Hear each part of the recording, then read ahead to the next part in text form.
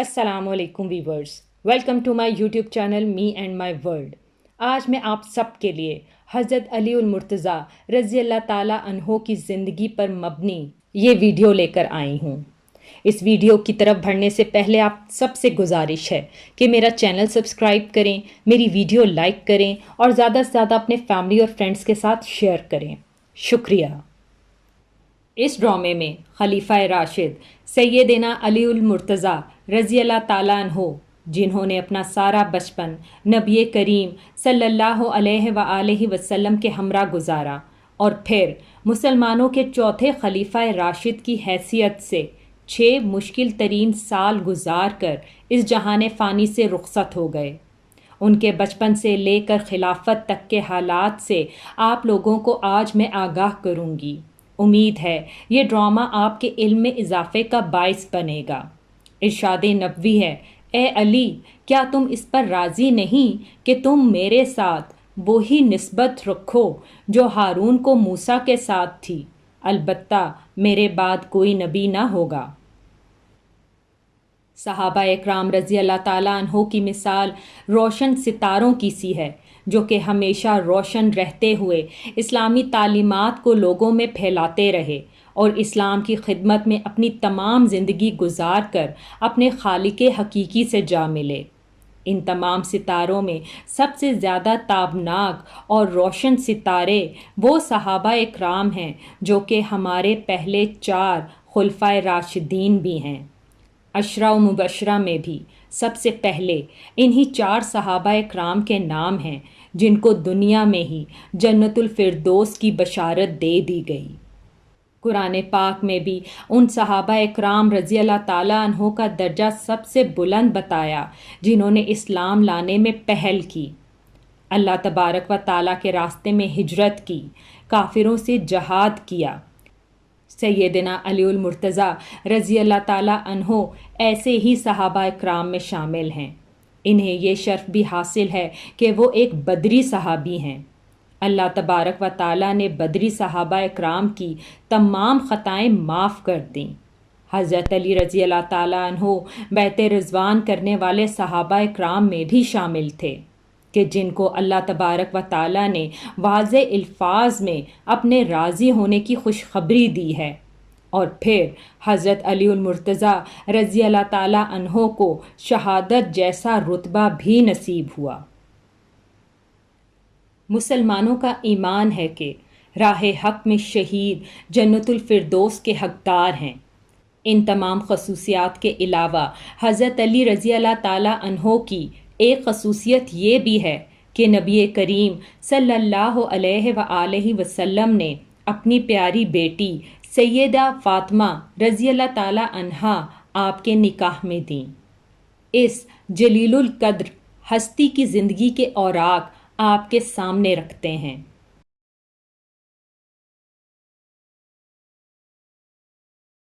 سیدنا علی بن ابی طالب رضی اللہ تعالیٰ عنہ کی پیدائش 6 صدی عیسوی کے آخری سال یعنی 600 عیسوی میں یا 601 عیسوی میں مکے میں ہوئی۔ اس وقت نبی کریم صلی اللہ علیہ وآلہ وسلم کی عمر مبارک 30 سال کے قریب تھی، یعنی حضرت علی رضی اللہ تعالیٰ عنہ آپ صلی اللہ علیہ وآلہ وسلم سے 30 سال چھوٹے تھے۔ ہجری سن حضرت علی المرتضیٰ رضی اللہ تعالیٰ عنہ کی پیدائش کے تقریباً 23 سال بعد شروع ہوا۔ مطلب یہ کہ آپ رضی اللہ تعالیٰ عنہ نے ہجرت سے 23 سال پہلے اس دنیا میں آنکھ کھولی۔ والدہ محترمہ نے نام اسد یا حیدر رکھا، جو کہ روایات سے پتہ چلتا ہے، لیکن والد محترم نے نام علی رکھا۔ پھر اسی نام پر والدین نے اتفاق کیا، البتہ بعد میں حیدر حضرت علی المرتضیٰ رضی اللہ تعالیٰ عنہ کا لقب ہو گیا۔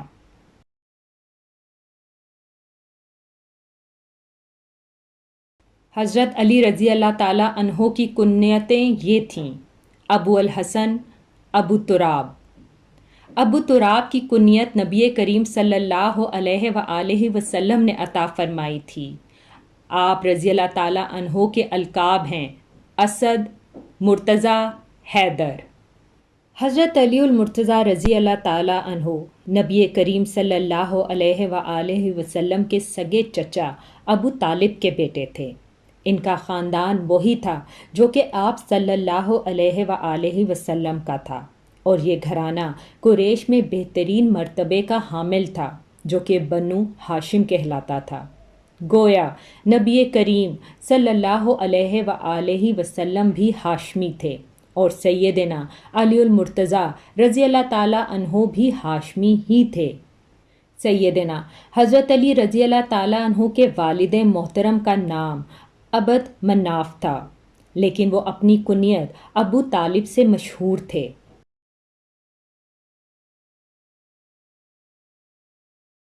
رسول کریم صلی اللہ علیہ وآلہ وسلم کے والد جناب عبداللہ اور ابو طالب سگے بھائی تھے، اور ان کا نسب اس طرح سے ہے: ابو طالب بیٹے تھے عبد المطلب کے، عبد المطلب بیٹے تھے ہاشم کے، ہاشم بیٹے تھے عبد مناف کے، اور عبد مناف بیٹے تھے قصی کے۔ ابو طالب مکے کے بزرگ اور سردار تھے۔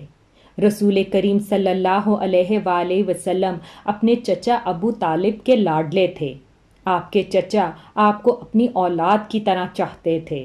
نبی کریم صلی اللہ علیہ وآلہ وسلم 25 سال کی عمر تک اپنے چچا ابو طالب کے ہمراہ ہی رہے، اور پھر اپنے چچا کی اجازت سے مکے کی ایک نیک خاتون سیدہ خدیجہ رضی اللہ تعالی عنہا سے نکاح کیا اور الگ رہنے لگے۔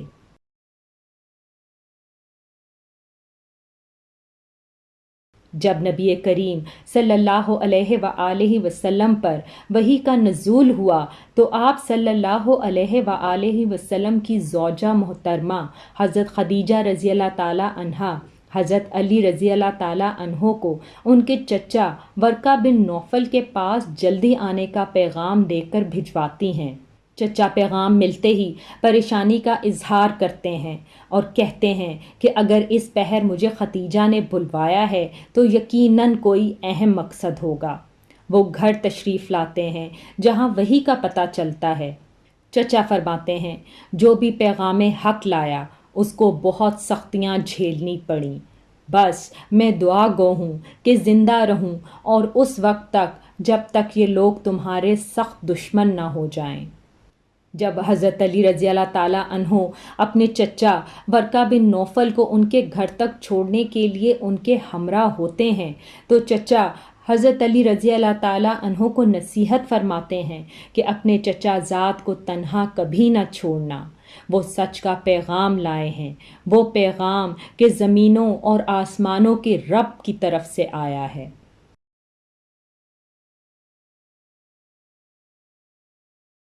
ابو طالب حضرت علی رضی اللہ تعالیٰ عنہ سے مخاطب ہوتے ہیں اور پوچھتے ہیں کہ علی تم نے آج اپنے چچا زاد کو تنہا کیسے چھوڑ دیا؟ میرا مطلب محمد سے ہے، وہ رب کے فضل و کرم سے بالکل خیریت سے ہیں۔ علی رضی اللہ تعالیٰ عنہ جواباً فرماتے ہیں، ابو طالب پوچھتے ہیں کون رب؟ میں نے آج تمہیں محمد کے ساتھ پہاڑ پر دیکھا تھا، تم کیا کر رہے تھے؟ ابو طالب مزید دریافت کرتے ہیں اور جواب طلب کرتے ہیں، تم نے سجدہ کیا پھر کھڑے ہو گئے، تم نے وہ سجدہ کیا جو ہم اپنے بتوں کے آگے کرتے ہیں۔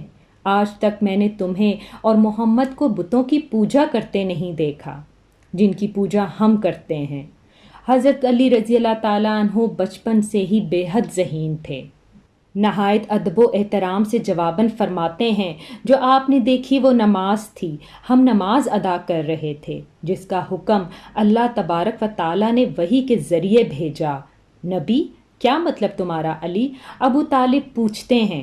حضرت علی رضی اللہ تعالیٰ عنہ فرماتے ہیں کہ آپ کے بھتیجے محمد صلی اللہ علیہ وآلہ وسلم در حقیقت اللہ تبارک و تعالیٰ کی طرف سے نبی ہیں اور آسمان سے ان پر وحی کا نزول ہوتا ہے، قرآن پاک کی صورت میں جو اللہ تعالیٰ کی مقدس کتاب ہے، اور میں بھی پیروی کرتا ہوں دین اسلام کی۔ نبی، وحی، قرآن، اسلام، تم نے میرے بیٹے مجھے بہت کچھ کہہ دیا، ابو طالب فرماتے ہیں۔ پھر وہ حضرت علی رضی اللہ تعالیٰ عنہ سے مخاطب ہو کر کہتے ہیں، علی محمد حق لے کر آئے ہیں، ان کے ساتھ رہو، اور تم یہ بات کسی اور پر آشنا نہ کرنا جب تک اللہ کی طرف سے پیغام نہ آئے۔ حضرت علی رضی اللہ تعالیٰ عنہ نے تمام بچپن اپنے والد اور چچا کی نصیحتوں پر عمل پیرا ہو کر نبی کریم صلی اللہ علیہ وآلہ وسلم کے ساتھ گزارا۔ جب نبی کریم صلی اللہ علیہ وآلہ وسلم نے نبوت کا اعلان فرمایا تو قریش آپ کا دشمن ہو گیا، جن میں آپ صلی اللہ علیہ وآلہ وسلم کے چچا ابو لہب بھی شامل تھے۔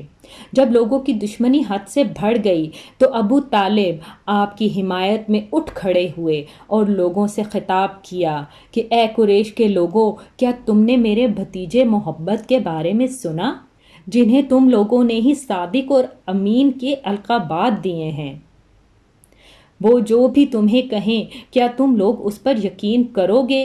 اگر وہ کہیں کہ پہاڑ کے پیچھے کوئی گھڑ سوار تم لوگوں پر حملہ کرنے آ رہا ہے تو کیا تم لوگ مان لو گے؟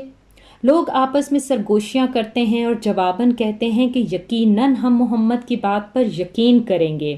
پھر اگر محمد آپ کو کہے کہ اپنے دین پر ایمان لانے کو، اور کہیں کہ اللہ کی عبادت کرو اور ایمان لاؤ اس پر جو اللہ کا پیغمبر ہے، یہ تمہاری مرضی ہوگی اور اس وجہ سے میں نے تم لوگوں کو نہیں بلایا، بے شک محمد خود دلائل سے اپنی بات ثابت کریں گے، تاہم میں جانتا ہوں کہ وہ بہت ہی سنجیدہ معاملہ پیش کریں گے، جو کہ قریش کی تاریخ میں پہلے کبھی پیش نہ ہوا ہوگا۔ پھر ابو لہب کی طرف دیکھ کر فرماتے ہیں کہ میں بری خصلت والے انسانوں کو دیکھ سکتا ہوں۔ ابو طالب مزید فرماتے ہیں کہ میں تم لوگوں سے ہرگز کوئی زبردستی نہ کروں گا، لیکن ہمیشہ اپنے بھتیجے کے ساتھ رہوں گا اور اس کی حفاظت اور دیکھ بھال کروں گا۔ ابو لہب چلاتا ہے کہ وہ جھوٹا ہے، میں بھی اس کا چچا ہوں لیکن اس کو جھوٹا ہی سمجھتا ہوں۔ ابو طالب ابو لہب کو جواب دیتے ہوئے فرماتے ہیں، خدا کی قسم ہم محمد کی حفاظت کریں گے جب تک وہ زندہ ہیں۔ پھر فرماتے ہیں کہ اے بنو ہاشم، تم نے ہمیں بھی سنا اور اسے بھی سنا، تم لوگ کس کا احترام کرتے ہو؟ پیچھے کھڑے ان کے بھائی اور محمد کے چچا حضرت حمزہ رضی اللہ تعالیٰ عنہ کہتے ہیں کہ ہم سب آپ کا احترام کریں گے۔ ابو طالب، آپ ہمارے بڑے ہیں، بزرگ ہیں، سردار ہیں۔ وہاں موجود تمام لوگ حضرت حمزہ رضی اللہ تعالیٰ عنہ کی ہاں میں ہاں ملاتے ہیں اور کہتے ہیں کہ بے شک ہم سب محمد صلی اللہ علیہ وآلہ وسلم کی حفاظت کریں گے، بے شک اس ارادے میں ہم سب فنا ہی کیوں نہ ہو جائیں۔ یہ کہہ کر سب لوگ وہاں سے چلے جاتے ہیں۔ حضرت علی المرتضیٰ رضی اللہ تعالیٰ عنہ کی والدہ کا نام فاطمہ تھا، وہ بھی قبیلہ ہاشم سے تعلق رکھتی تھیں۔ یہ حضور صلی اللہ علیہ وآلہ وسلم پر ایمان لے آئی تھیں۔ فاطمہ رضی اللہ تعالیٰ عنہا بھی حضرت صلی اللہ علیہ وآلہ وسلم سے حد درجہ محبت کرتی تھیں۔ انہوں نے ہجرت بھی فرمائی اور ہجرت کے 4 یا 5 سال بعد خالق حقیقی سے جا ملیں۔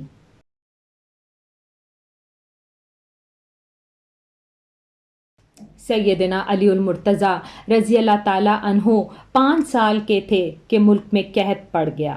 ابو طالب پر ایک بڑے کنبے کا بوجھ تھا، اس لیے آپ صلی اللہ علیہ وآلہ وسلم نے ان سے علی المرتضیٰ رضی اللہ تعالیٰ عنہ کو مانگ لیا۔ اس وقت سے سیدنا علی المرتضیٰ رضی اللہ تعالیٰ عنہ نبی کریم صلی اللہ علیہ وآلہ وسلم کے ساتھ ہی رہنے لگے۔ ویسے بھی علی المرتضیٰ رضی اللہ تعالیٰ عنہ اپنے چچا زاد کو تنہا نہ چھوڑتے تھے اور اس طرح ہر وقت کے لیے آپ کے ساتھی ہو گئے۔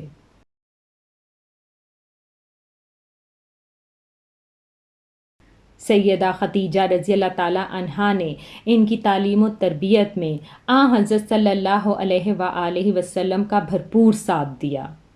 جب حضرت صلی اللہ علیہ وآلہ وسلم نے اپنی نبوت کا اعلان فرمایا تو اس وقت سیدنا علی المرتضیٰ رضی اللہ تعالیٰ عنہ کی عمر تقریباً 10 برس تھی۔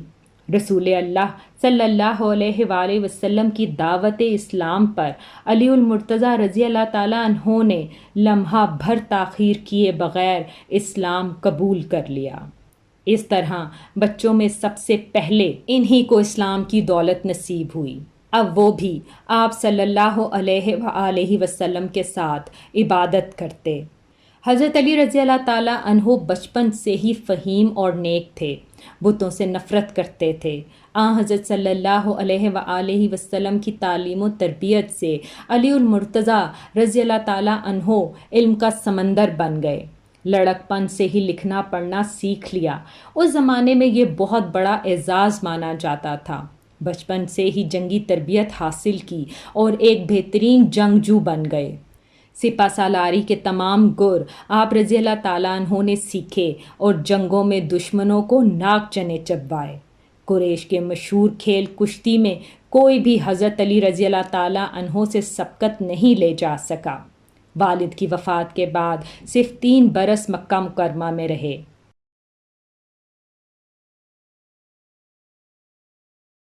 رسول کریم صلی اللہ علیہ وآلہ وسلم نے جب ہجرت فرمائی تو سیدنا علی رضی اللہ تعالیٰ عنہ کو اپنے بستر پر سلایا۔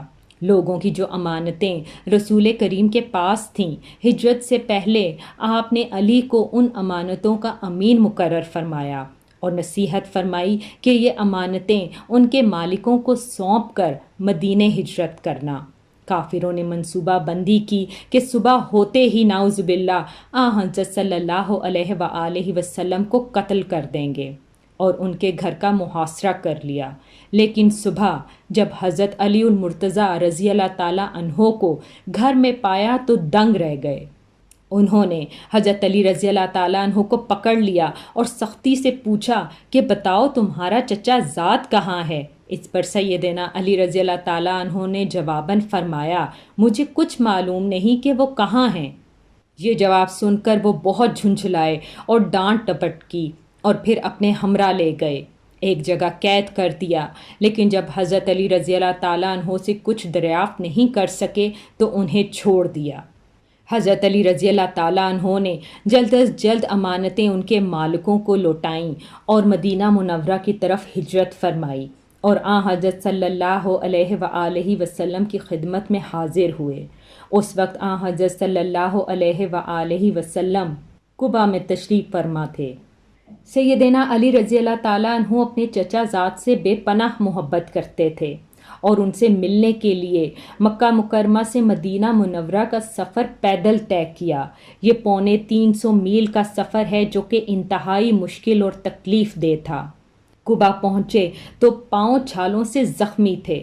وہاں سے آپ رضی اللہ تعالیٰ عنہ حضرت صلی اللہ علیہ وآلہ وسلم کے ہمراہ مدینہ منورہ پہنچے۔ ہجرت کے بعد تقریباً 35 برس سیدنا علی المرتضیٰ رضی اللہ تعالیٰ عنہ نے مدینہ منورہ میں گزارے۔ یہ ان کی مدنی زندگی بھی کہلاتی ہے۔ ہجرت کے کچھ عرصے بعد نبی کریم صلی اللہ علیہ وآلہ وسلم نے مسجد نبوی کی تعمیر فرمائی۔ مسجد کے ساتھ کچھ حجرے بھی تعمیر کیے گئے۔ جب بھائی چارے کی بات آئی تو حضرت صلی اللہ علیہ وآلہ وسلم نے حضرت علی رضی اللہ تعالیٰ عنہ کو اپنا بھائی بنایا اور مسجد کے قریب بنائے گئے حجروں میں رہائش لی۔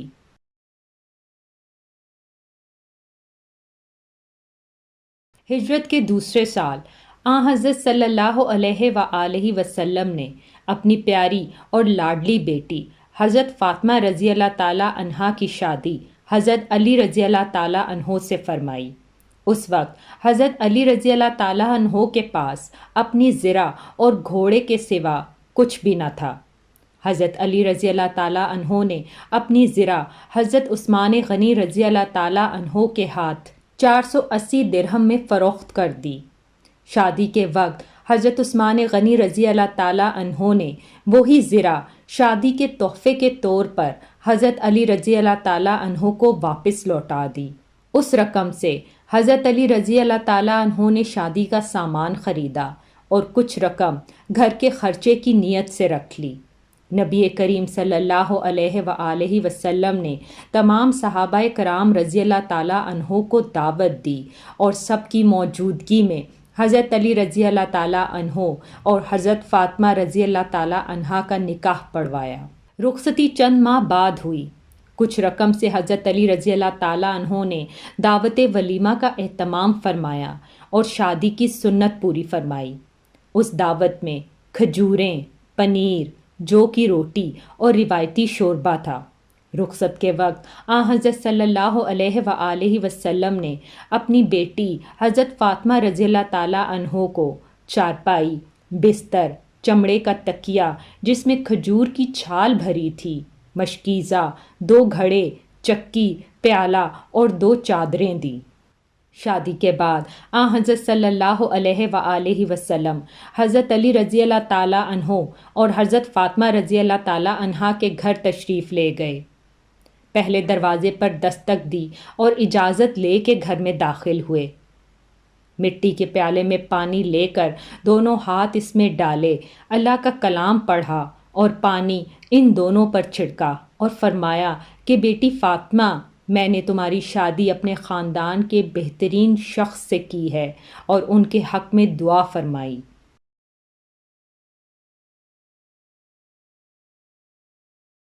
رمضان 2 ہجری، جو کہ حضرت علی المرتضیٰ رضی اللہ تعالیٰ عنہ اور حضرت فاطمہ رضی اللہ تعالیٰ عنہا کی شادی کا سال بھی تھا، غزوہ بدر پیش آیا۔ شادی کے بعد حضرت علی رضی اللہ تعالیٰ عنہ اپنی زوجہ محترمہ حضرت فاطمہ رضی اللہ تعالیٰ عنہا کا بے پناہ خیال رکھتے تھے۔ وہ بھی اپنے شوہر کی مرضی اور خوشی کو محترم جانتی تھیں اور بے حد عزت کرتی تھیں۔ دونوں نے گھر کے کام آپس میں بانٹے۔ ایک مرتبہ کا ذکر ہے کہ حضرت صلی اللہ علیہ وآلہ وسلم ان کے گھر تشریف لائے تو حضرت علی رضی اللہ تعالیٰ عنہ گھر پر موجود نہ تھے۔ سیدہ فاطمہ رضی اللہ تعالیٰ عنہا سے دریافت کیا تو انہوں نے بتایا کہ میرا ان سے کوئی جھگڑا ہو گیا تھا، وہ غصے میں گھر سے باہر چلے گئے۔ آپ صلی اللہ علیہ وآلہ وسلم نے حضرت علی رضی اللہ تعالیٰ عنہ کے بارے میں پتہ کروایا تو وہ مسجد میں سو رہے تھے۔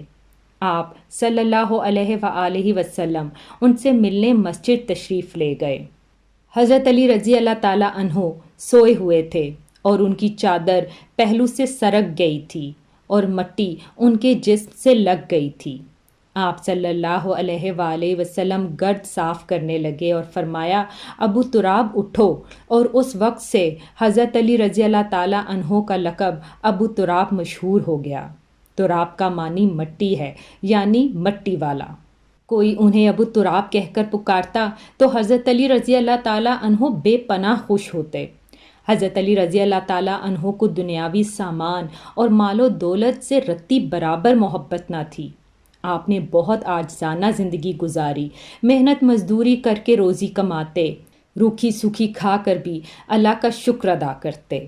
لڑائی کے میدان میں جاتے تو حضرت رضی اللہ تعالیٰ عنہ فرمایا کرتے تھے کہ مجھے لڑائی کے میدان میں پرواہ نہیں ہوتی کہ موت میری طرف آ رہی ہے یا میں موت کی جانب رواں ہوں۔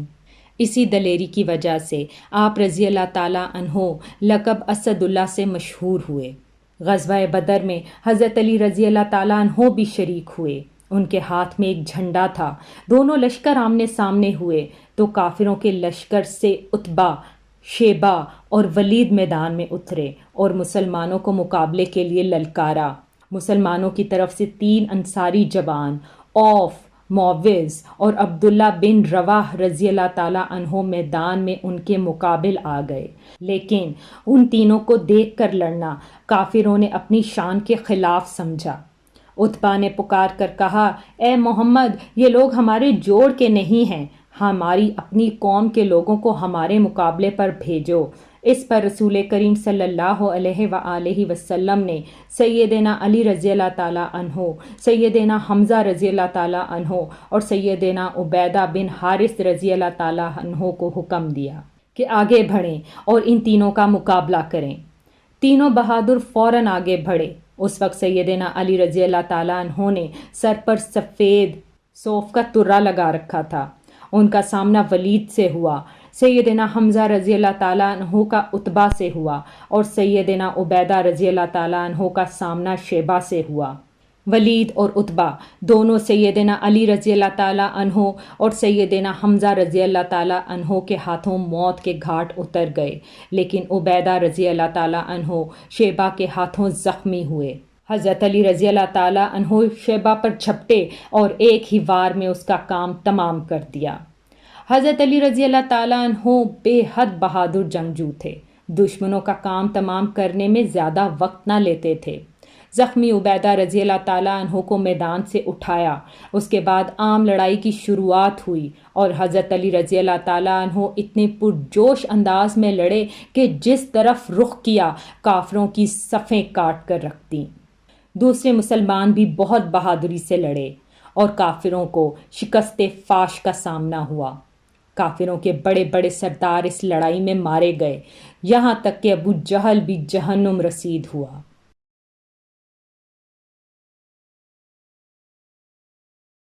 اگلے سال احد کی لڑائی ہوئی۔ اس لڑائی کی ابتدا میں کافروں کی جانب سے طلحہ بن ابی طلحہ میدان میں نکلا اور پکارا کہ کوئی ہے جو میرے مقابل آئے۔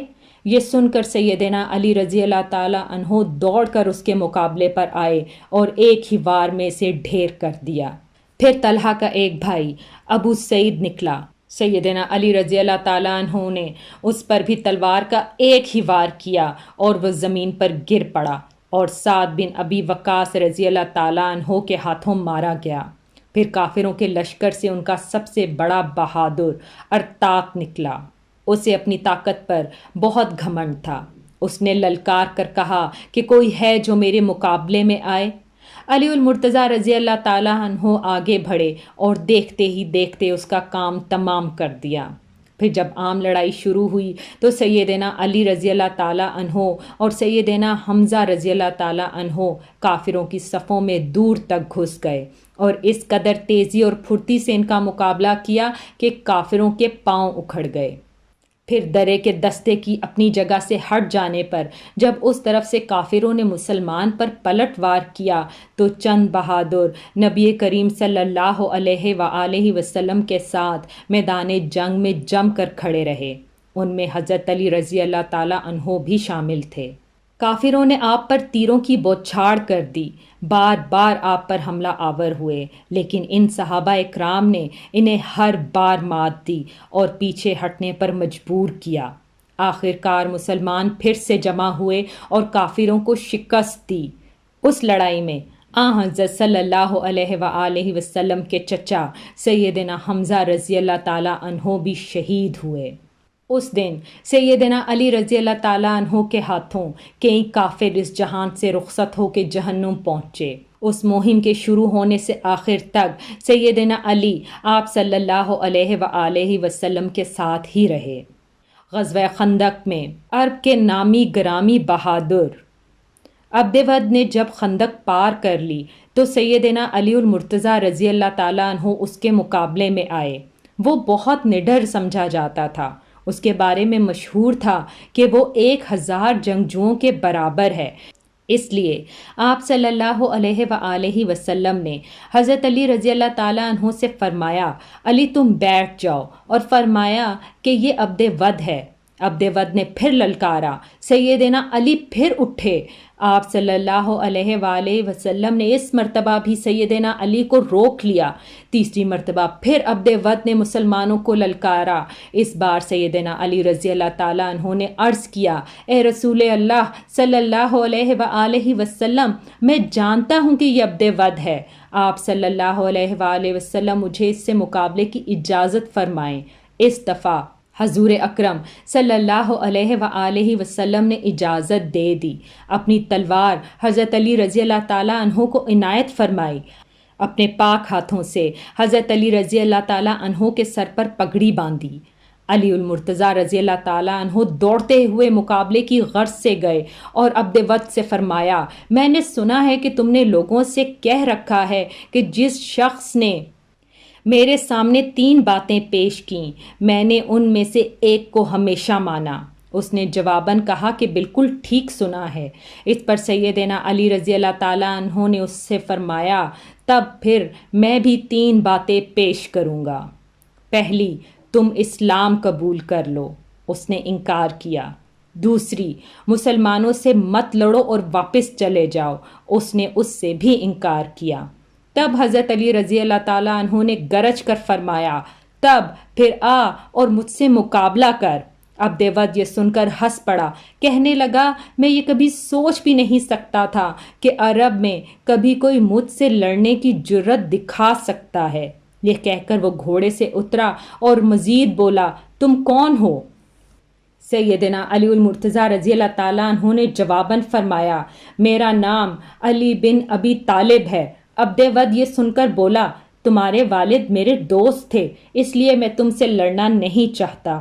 یہ سن کر سیدنا علی رضی اللہ تعالیٰ عنہ نے فرمایا، لیکن اے اللہ کے دشمن، میں تم سے لڑنا چاہتا ہوں۔ اب عبد ود غصے میں آ گیا اور آگے بڑھ کر حضرت علی رضی اللہ تعالیٰ عنہ پر تلوار سے وار کیا۔ حضرت علی رضی اللہ تعالیٰ عنہ نے ڈھال آگے کر دی۔ وار اس قدر پرزور تھا کہ ڈھال کٹ گئی اور تلوار علی المرتضیٰ رضی اللہ تعالیٰ عنہ کی پیشانی پہ جا لگی۔ وہ زخمی ہو گئے۔ زخم کھا کر وہ شیر کی طرح جھپٹے اور عبد ود پر ایسا وار کیا کہ تلوار اس کے کندھے کو کاٹتی سینے تک اتر آئی اور وہ وہیں ڈھیر ہو گیا۔ اس کے گرتے ہی سیدنا علی رضی اللہ تعالیٰ عنہ نے بلند آواز میں نعرہ تکبیر لگایا، اللہ اکبر۔ اب عبد ود کے کچھ ساتھی آگے بڑھے، لیکن ان میں سے کوئی بھی حضرت علی رضی اللہ تعالیٰ عنہ کی تلوار کے وار سے فرار نہ پا سکا، بھاگ نکلے۔ ان میں سے ایک نوفل بن عبداللہ خندق میں گر گیا۔ حضرت علی رضی اللہ تعالیٰ عنہ نے خندق میں اتر کر اسے تلوار سے قتل کر دیا۔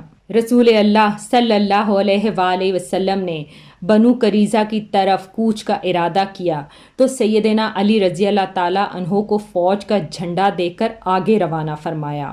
پھر 3000 مجاہدین کے ساتھ آپ صلی اللہ علیہ وآلہ وسلم نے سفر کا آغاز کیا۔ لڑائی سے پہلے ہی بنو قریظہ ہمت ہار بیٹھے اور ہتھیار ڈال دیے۔ مدینے سے 60 کلومیٹر دور فدق نامی یہودیوں کی بستی تھی۔ یہ یہودی خیبر کے یہودیوں کو مسلمانوں سے مقابلے کے لیے اکسا رہے تھے۔ آپ صلی اللہ علیہ وآلہ وسلم نے حضرت علی رضی اللہ تعالیٰ عنہ کو 200 سوار دیے اور ان کی طرف روانہ فرمایا۔ مسلمانوں نے ان یہودیوں کو شکست فاش دی اور وہ سب بھاگ نکلے۔ مسلمانوں کے ہاتھ 500 اونٹ اور 2000 بکریاں لگیں۔ وہ ان کو ہانک کر مدینہ منورہ لے گئے۔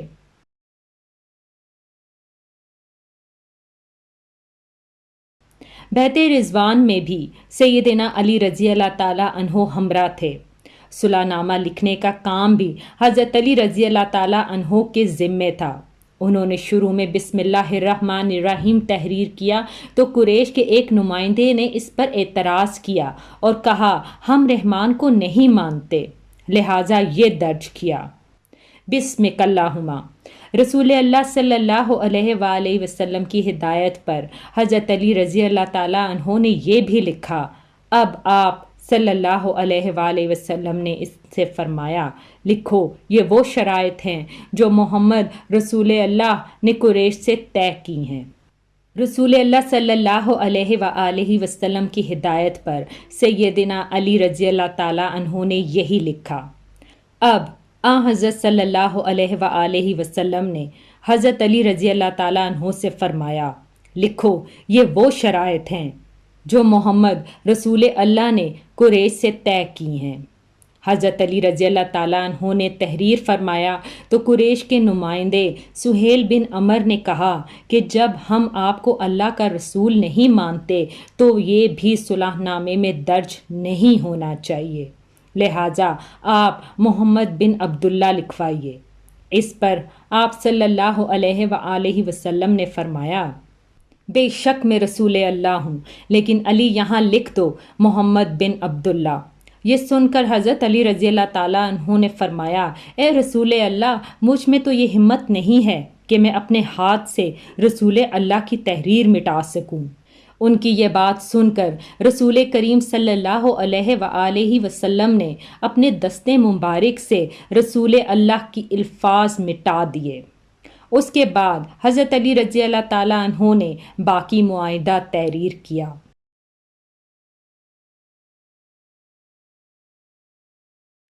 جن یہودیوں کو شرارتوں کی وجہ سے مدینہ سے نکالا گیا تھا وہ خیبر کے قلعوں میں اکٹھا ہو گئے۔ بہت سے یہودی وہاں پہلے سے ہی موجود تھے۔ یہ سب مسلمانوں کے خلاف سازشوں سے باز نہیں آ رہے تھے۔ چنانچہ آپ صلی اللہ علیہ وآلہ وسلم نے ان کی سرکوبی کا فیصلہ فرمایا۔ وہ مدینہ منورہ پر حملہ آور ہونے کی تیاریوں میں مصروف تھے۔ رسول کریم صلی اللہ علیہ وآلہ وسلم 1600 صحابہ اکرام کے ساتھ خیبر روانہ ہوئے۔ سب قلعے ایک ایک کر کے فتح کر لیے، لیکن ایک قلعہ جس کا نام کموس تھا فتح ہونے میں نہ آیا۔ جب آپ صلی اللہ علیہ وآلہ وسلم کے کئی صحابہ اکرام رضی اللہ تعالیٰ عنہ کی کوششیں کامیاب نہ ہو سکیں تو آپ صلی اللہ علیہ وآلہ وسلم نے فرمایا کہ کل میں جھنڈا ایک ایسے شخص کو دوں گا جو اللہ اور اس کے رسول سے محبت کرتا ہے اور اللہ اور اس کا رسول اس سے محبت کرتے ہیں، جس کے ہاتھ سے خیبر فتح ہو جائے گا۔ دوسرے دن جب تمام صحابہ کرام رضی اللہ تعالیٰ عنہ اس جھنڈے کے منتظر تھے، کیونکہ وہ سب اللہ اور اس کے رسول سے بے پناہ محبت کرتے تھے، رسول اللہ نے دریافت فرمایا علی کہاں ہے؟ بتایا گیا کہ ان کی آنکھیں دکھتی ہیں۔ آپ صلی اللہ علیہ وآلہ وسلم نے انہیں بلوایا، آنکھوں پر اپنا لعاب مبارک لگایا۔ حضرت علی رضی اللہ تعالیٰ عنہ کی آنکھیں اسی وقت ٹھیک ہو گئیں۔ آپ صلی اللہ علیہ وآلہ وسلم نے انہیں جھنڈا دے کر کموس کی طرف روانہ فرمایا۔ اس قلعے کا حاکم مرحب تھا جو کہ یہودیوں کے نامی گرامی بہادروں میں سے ایک تھا۔ سیدنا علی رضی اللہ تعالیٰ عنہ قلعہ کموس کے سامنے پہنچے تو مرحب زرہ پہنے غرور سے باہر نکلا۔ حضرت علی رضی اللہ تعالیٰ عنہ کو اپنے مقابل دیکھا تو بولا، کیا مسلمانوں کی فوج میں تم سے بہتر کوئی جنگجو نہ تھا؟ خیبر جانتا ہے کہ میرا نام مرحب ہے، ہتھیار بند، بہادر، تجربے کار اور لڑائی کے بھڑکتے شعلے کا مقابلہ کرنے والا۔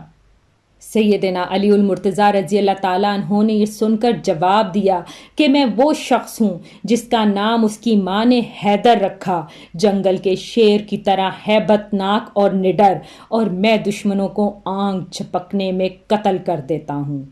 مرحب نے آگے بڑھ کر تلوار کا وار کیا۔ سیدنا علی المرتضیٰ رضی اللہ تعالیٰ عنہ پھرتی سے اس کے وار سے بچ گئے۔ پھر حضرت علی رضی اللہ تعالیٰ عنہ نے جواباً مرحب پر ایسا بھرپور وار کیا کہ ان کی تلوار نے مرحب کی کھوپڑی چیر کر رکھ دی، اور پھر اپنی فوج کو لے کر آگے بڑھے، قلعے کا دروازہ توڑا اور اندر داخل ہو گئے۔ اس طرح کموس بھی فتح ہو گیا۔ سارے خیبر کو مسلمانوں نے فتح کر لیا۔ واپس لوٹے تو آپ صلی اللہ علیہ وآلہ وسلم نے حضرت علی رضی اللہ تعالیٰ عنہ کی پیشانی کو چوم لیا اور فرمایا، اللہ تجھ سے راضی ہوا اور میں بھی۔ سیدنا علی المرتضیٰ رضی اللہ تعالیٰ عنہ یہ سن کر رونے لگے، یہ آنسو خوشی کے تھے۔ اس موقع پر کچھ لوگ جو حبشہ میں رہ گئے تھے واپس لوٹ آئے۔ ان میں حضرت علی رضی اللہ تعالیٰ عنہ کے بھائی جعفر بن ابی طالب رضی اللہ تعالیٰ عنہ بھی شامل تھے۔ ان کے لوٹ آنے کی بھی سب کو بے پناہ خوشی تھی۔ کئی برس کے بچھڑے بھائی ایک دوسرے سے ملے تو آنکھیں اشک بار ہو گئیں۔ 7 ہجری میں رسول اللہ صلی اللہ علیہ وآلہ وسلم اپنے بہت سے صحابہ کرام کے ساتھ عمرے کے لیے روانہ ہوئے۔ ان میں سیدنا علی رضی اللہ تعالیٰ عنہ بھی شامل تھے۔ عمرے سے فارغ ہو کر مسلمان 3 دن بعد مکہ مکرمہ سے نکل آئے اور مدینہ منورہ کی طرف روانہ ہوئے۔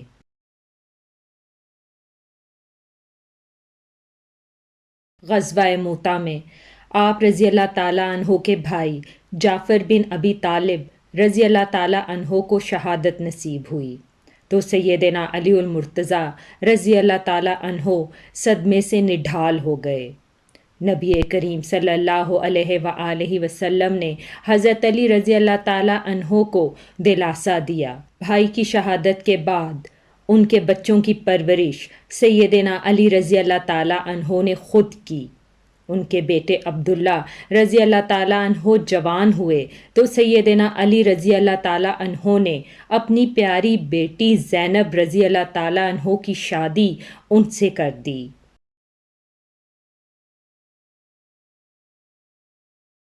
مکہ کے فتح کے موقع پر بھی سیدنا علی المرتضیٰ رضی اللہ تعالیٰ عنہ ساتھ تھے۔ کعبے میں رکھے ہوئے بتوں کو آپ صلی اللہ علیہ وآلہ وسلم نے توڑنا شروع کیا تو سیدنا علی رضی اللہ تعالیٰ عنہ نے اس کام میں آپ صلی اللہ علیہ وآلہ وسلم کا ہاتھ بٹایا۔ کعبے کے ایک بت کو توڑنے کی غرض سے آپ صلی اللہ علیہ وآلہ وسلم نے حضرت علی رضی اللہ تعالیٰ عنہ کو اپنے کندھے پر سوار کیا۔ بت بہت اونچائی پر تھا اور لوہے کی ایک سلاخ کے ساتھ زمین پر لگا ہوا تھا۔ سیدنا علی رضی اللہ تعالیٰ عنہ نے اس بت کو بھی گرا دیا اور کعبے سے باہر پھینک دیا۔ مسلمانوں نے مکہ فتح کیا تو قبیلہ حوازن کے لوگ غصے سے بھڑک اٹھے، ایک بڑا لشکر تیار کر مسلمانوں پر حملے کا ارادہ کیا۔ آپ صلی اللہ علیہ وآلہ وسلم ابھی مکہ مکرمہ میں ہی تھے جب ان کے ارادوں کی خبر ہوئی تو آپ صلی اللہ علیہ وآلہ وسلم شوال 8 ہجری میں 12,000 مسلمانوں کو لے کر دشمن کی طرف روانہ ہوئے۔ حنین کے مقام پر دونوں فوجیں آمنے سامنے ہوئیں۔ دشمن نے یہ چال چلی کہ رات کے وقت آس پاس کی پہاڑیوں میں اپنے تیر اندازوں کو بٹھا دیا۔ انہوں نے مسلمانوں پر اچانک تیروں کی بارش کر دی۔ اسلامی فوج میں مکے کے 2,000 ایسے لوگ بھی تھے جو کچھ ہی دن پہلے مسلمان ہوئے تھے۔ وہ تیروں کی بوچھاڑ سے گھبرا گئے اور پیچھے ہٹے۔ اس طرح تمام فوج بے ترتیب ہو گئی۔ صرف آپ صلی اللہ علیہ وآلہ وسلم چند بہادر جنگجوؤں کے ساتھ میدان میں رہ گئے۔ ان میں سیدنا حضرت علی رضی اللہ تعالیٰ عنہ بھی شامل تھے۔ وہ شروع سے لے کر آخر تک آپ صلی اللہ علیہ وآلہ وسلم کے ہمراہ رہے اور بلند حوصلے سے لڑے۔ جلد ہی تمام مسلمان سنبھل گئے، انہوں نے پلٹ وار کیا اور تب دشمن شکست سے دوچار ہوا۔ 9 ہجری میں حضرت صلی اللہ علیہ وآلہ وسلم نے سیدنا علی رضی اللہ تعالیٰ عنہ کو 150 گھڑ سوار دے کر یمن کے قبیلہ بنو طے کی طرف روانہ کیا۔ وہ لوگ مسلمانوں کی آمد کی خبر سن کر ہی بھاگ نکلے۔ سیدنا علی رضی اللہ تعالیٰ عنہ نے بنو طے کا بت خانہ گرا دیا، تمام بت ریزہ ریزہ کر ڈالے۔ اس لڑائی کے بعد مشہور سخی حاتم طائی کی بیٹی اور بیٹا بھی مسلمان ہو گئے۔ فتح مکہ کے بعد یہ خبر سننے میں آئی کہ روم کا بادشاہ مسلمانوں پر حملہ آور ہونے کے لیے پر تول رہا ہے۔ نبی کریم صلی اللہ علیہ وآلہ وسلم نے خود آگے بڑھ کر اسے روکنے کا فیصلہ کیا۔ آپ صلی اللہ علیہ وآلہ وسلم نے اس موقع پر سیدنا علی المرتضیٰ رضی اللہ تعالیٰ عنہ کو اپنا قائم مقام بنایا اور خود 30,000 فوج لے کر روانہ ہوئے۔ بعض منافقین نے سیدنا علی رضی اللہ تعالیٰ عنہ کو طعنہ دیا کہ وہ جنگ سے بچنے کے لیے نہیں گئے۔ اس پر انہیں بہت رنج ہوا، ہتھیار لگا کر روانہ ہوئے، لشکر تک پہنچ گئے۔ نبی کریم صلی اللہ علیہ وآلہ وسلم نے حضرت علی رضی اللہ تعالیٰ عنہ سے ان کے آنے کی وجہ دریافت کی تو انہوں نے فرمایا، اے رسول اللہ، میں نے شروع سے لے کر آج دن تک اللہ کی راہ میں جہاد سے اپنے قدم پیچھے نہیں ہٹائے، لیکن معلوم نہیں اس مرتبہ مجھے جنگ میں شریک کرنے کی بجائے مدینہ میں کیوں چھوڑا گیا۔ یہ سن کر نبی کریم صلی اللہ علیہ وآلہ وسلم نے ارشاد فرمایا، اے علی، کیا تم اس بات سے راضی نہیں کہ تمہارا میرے ساتھ وہی تعلق ہو جو موسیٰ کا ہارون سے تھا، سوائے اس کے کہ میرے بعد کوئی نبی نہ ہوگا؟ مطلب یہ تھا کہ جس طرح موسیٰ علیہ السلام کوہ طور پر جاتے وقت ہارون علیہ السلام کو اپنا قائم مقام بنا کر گئے تھے، اسی طرح میں نے تمہیں اپنا قائم مقام بنایا تھا، لیکن ہارون علیہ السلام نبی بھی تھے جبکہ تم نبی نہیں ہو سکتے، اس لیے کہ میرے بعد کوئی نبی نہ آئے گا۔ آپ صلی اللہ علیہ وآلہ وسلم کا یہ ارشاد سن کر حضرت علی رضی اللہ تعالیٰ عنہ خوش ہو گئے اور مدینہ منورہ واپس چلے گئے اور نبی کریم صلی اللہ علیہ وآلہ وسلم کی قائم مقامی کا فریضہ بخوبی انجام دیا، یہاں تک کہ آپ صلی اللہ علیہ وآلہ وسلم تبوک سے واپس تشریف لے آئے۔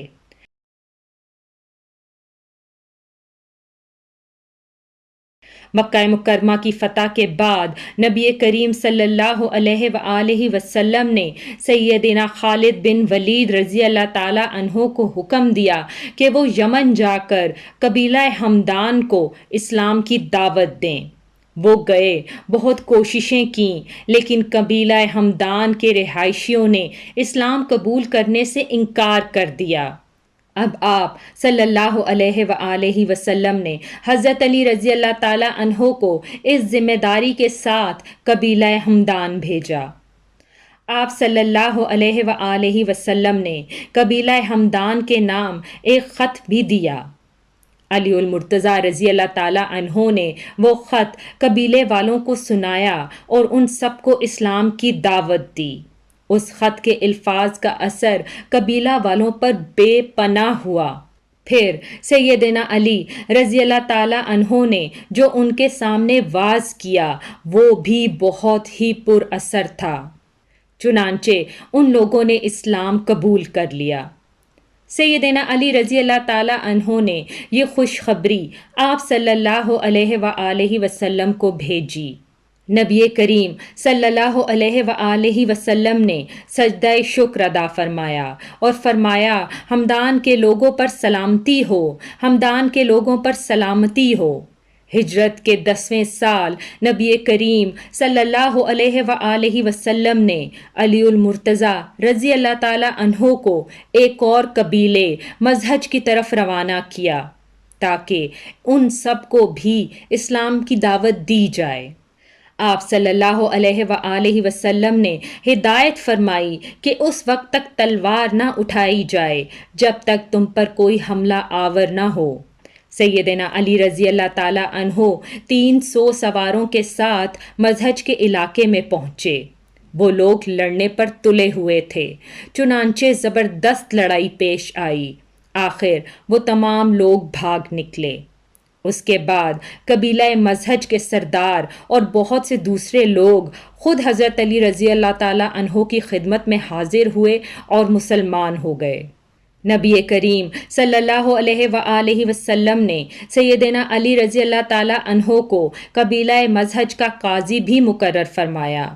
آپ صلی اللہ علیہ وآلہ وسلم چند ماہ وہیں رہے۔ اس دوران سیدنا علی المرتضیٰ رضی اللہ تعالی عنہ نے کئی مقدمات کا منصفانہ فیصلہ کیا۔ ہجرت کے 10ویں سال رسول کریم صلی اللہ علیہ وآلہ وسلم نے حج فرمایا۔ سیدنا علی المرتضیٰ رضی اللہ تعالی عنہ بھی یمن سے آ کر اس یادگار حج میں شریک ہوئے۔ انہوں نے رسول اللہ صلی اللہ علیہ وآلہ وسلم کے حکم پر قربانی کے اونٹوں کا گوشت تقسیم کیا۔ حج سے واپسی کے کچھ ہی عرصے بعد نبی کریم صلی اللہ علیہ وآلہ وسلم بیمار ہوئے۔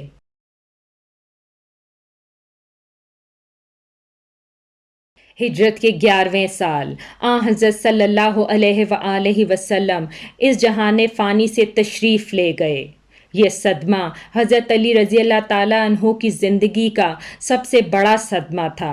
انہوں نے حضرت عباس رضی اللہ تعالیٰ عنہ، ان کے 2 بیٹے قسم اور فضل اور ایک انصاری صحابی کے ساتھ مل کر آپ صلی اللہ علیہ وآلہ وسلم کو غسل دیا۔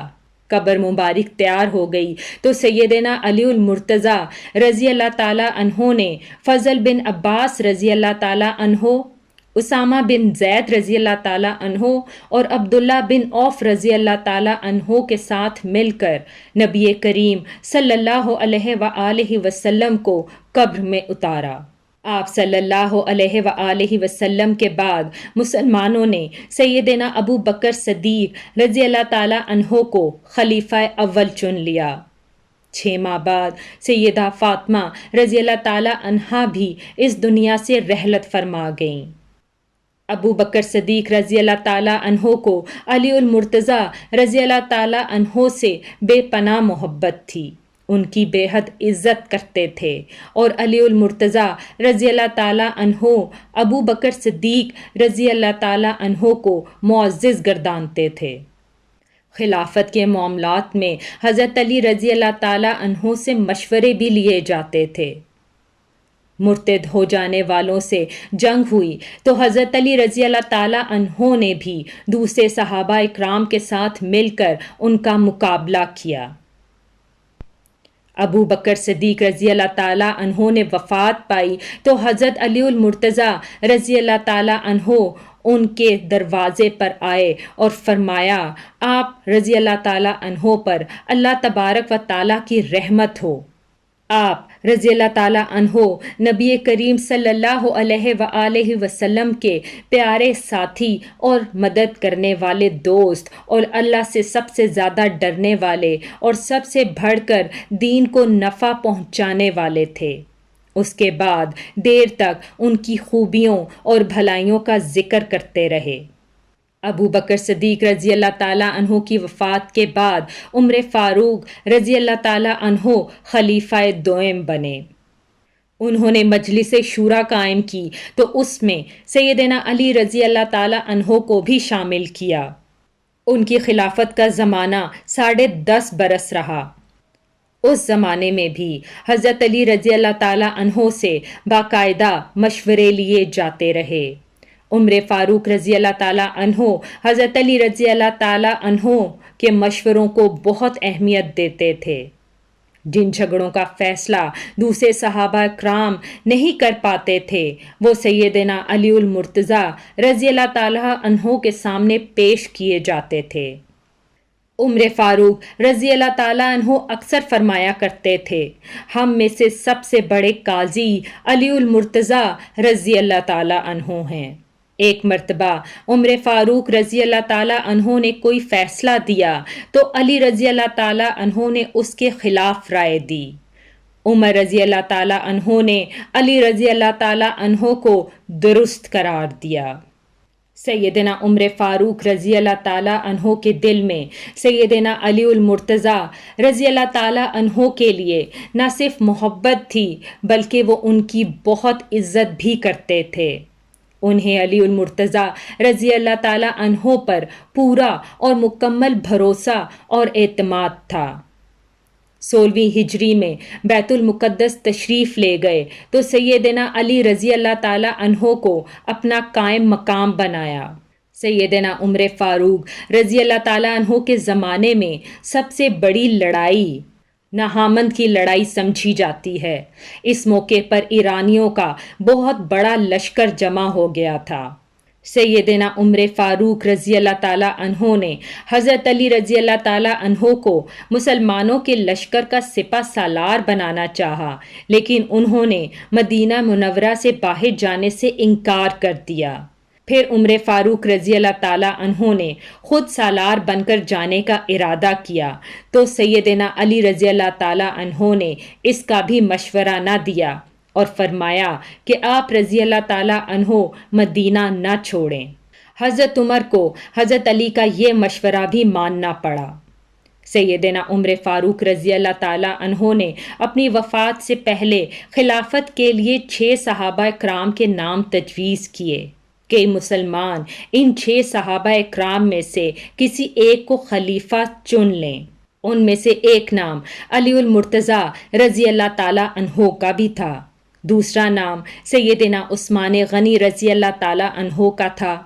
باقی 4 صحابہ کرام سعد بن ابی وقاص رضی اللہ تعالیٰ عنہ، عبد الرحمن بن عوف رضی اللہ تعالیٰ عنہ، زبیر بن عوام رضی اللہ تعالیٰ عنہ اور طلحہ بن عبداللہ رضی اللہ تعالیٰ عنہ تھے۔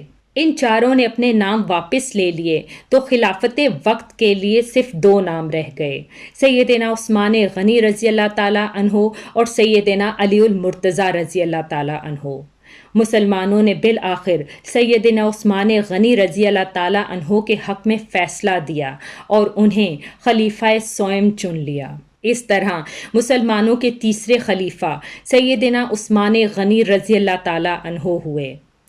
اس دوران میں بھی ان دونوں کے تعلقات بے حد خوشگوار رہے۔ سیدنا عثمان غنی رضی اللہ تعالیٰ عنہ کو جب بھی کوئی شرعی سزا دینے کا مسئلہ پیش آتا تو سیدنا علی المرتضیٰ رضی اللہ تعالیٰ عنہ کے ذریعے ہی فیصلہ کرواتے۔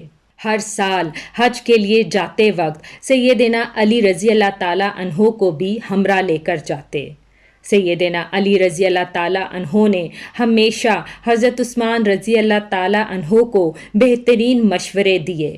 جس زمانے میں سیدنا عثمان رضی اللہ تعالیٰ عنہ کے خلاف سازشیں شروع ہوئیں تو حضرت علی رضی اللہ تعالیٰ عنہ نے سازشوں کی آگ کو بجھانے کے لیے حضرت عثمان رضی اللہ تعالیٰ عنہ کو بہت سے مشورے دیے۔ مصر کے باغی مدینہ منورہ پر چڑھائی کر بیٹھے تو سیدنا علی رضی اللہ تعالیٰ عنہ نے ان سب کو سمجھا بجھا کر واپس روانہ کیا، لیکن وہ لوگ تو سیدنا عثمان رضی اللہ تعالیٰ عنہ کے خون کے پیاسے تھے۔ وہ باغی رات کی تاریکی میں پھر واپس لوٹے۔ کوفے اور بصرہ کے باغیوں نے بھی ان کا ساتھ دیا۔ ان سب نے سیدنا عثمان رضی اللہ تعالیٰ عنہ کے گھر کو گھیرے میں لے لیا۔ اس وقت میں سیدنا علی رضی اللہ تعالیٰ عنہ نے ان باغیوں کو سمجھانے کی بہت کوششیں کیں پر وہ نہیں مانے، تو اپنے بیٹوں سیدنا حسن رضی اللہ تعالیٰ عنہ اور سیدنا حسین رضی اللہ تعالیٰ عنہ کو حضرت عثمان رضی اللہ تعالیٰ عنہ کے گھر کے دروازے پر ان کی حفاظت کے لیے مامور فرما دیا۔ ایک دفعہ تو بے حد مشکل سے حضرت عثمان رضی اللہ تعالیٰ عنہ کے گھر پانی پہنچایا گیا۔ اس جھڑپ میں سیدنا حسن رضی اللہ تعالیٰ عنہ زخمی بھی ہوئے۔ پھر کچھ باغی دیوار پھاند کر اندر داخل ہوئے اور حضرت عثمان رضی اللہ تعالیٰ عنہ کو بے رحمی سے قتل کر دیا۔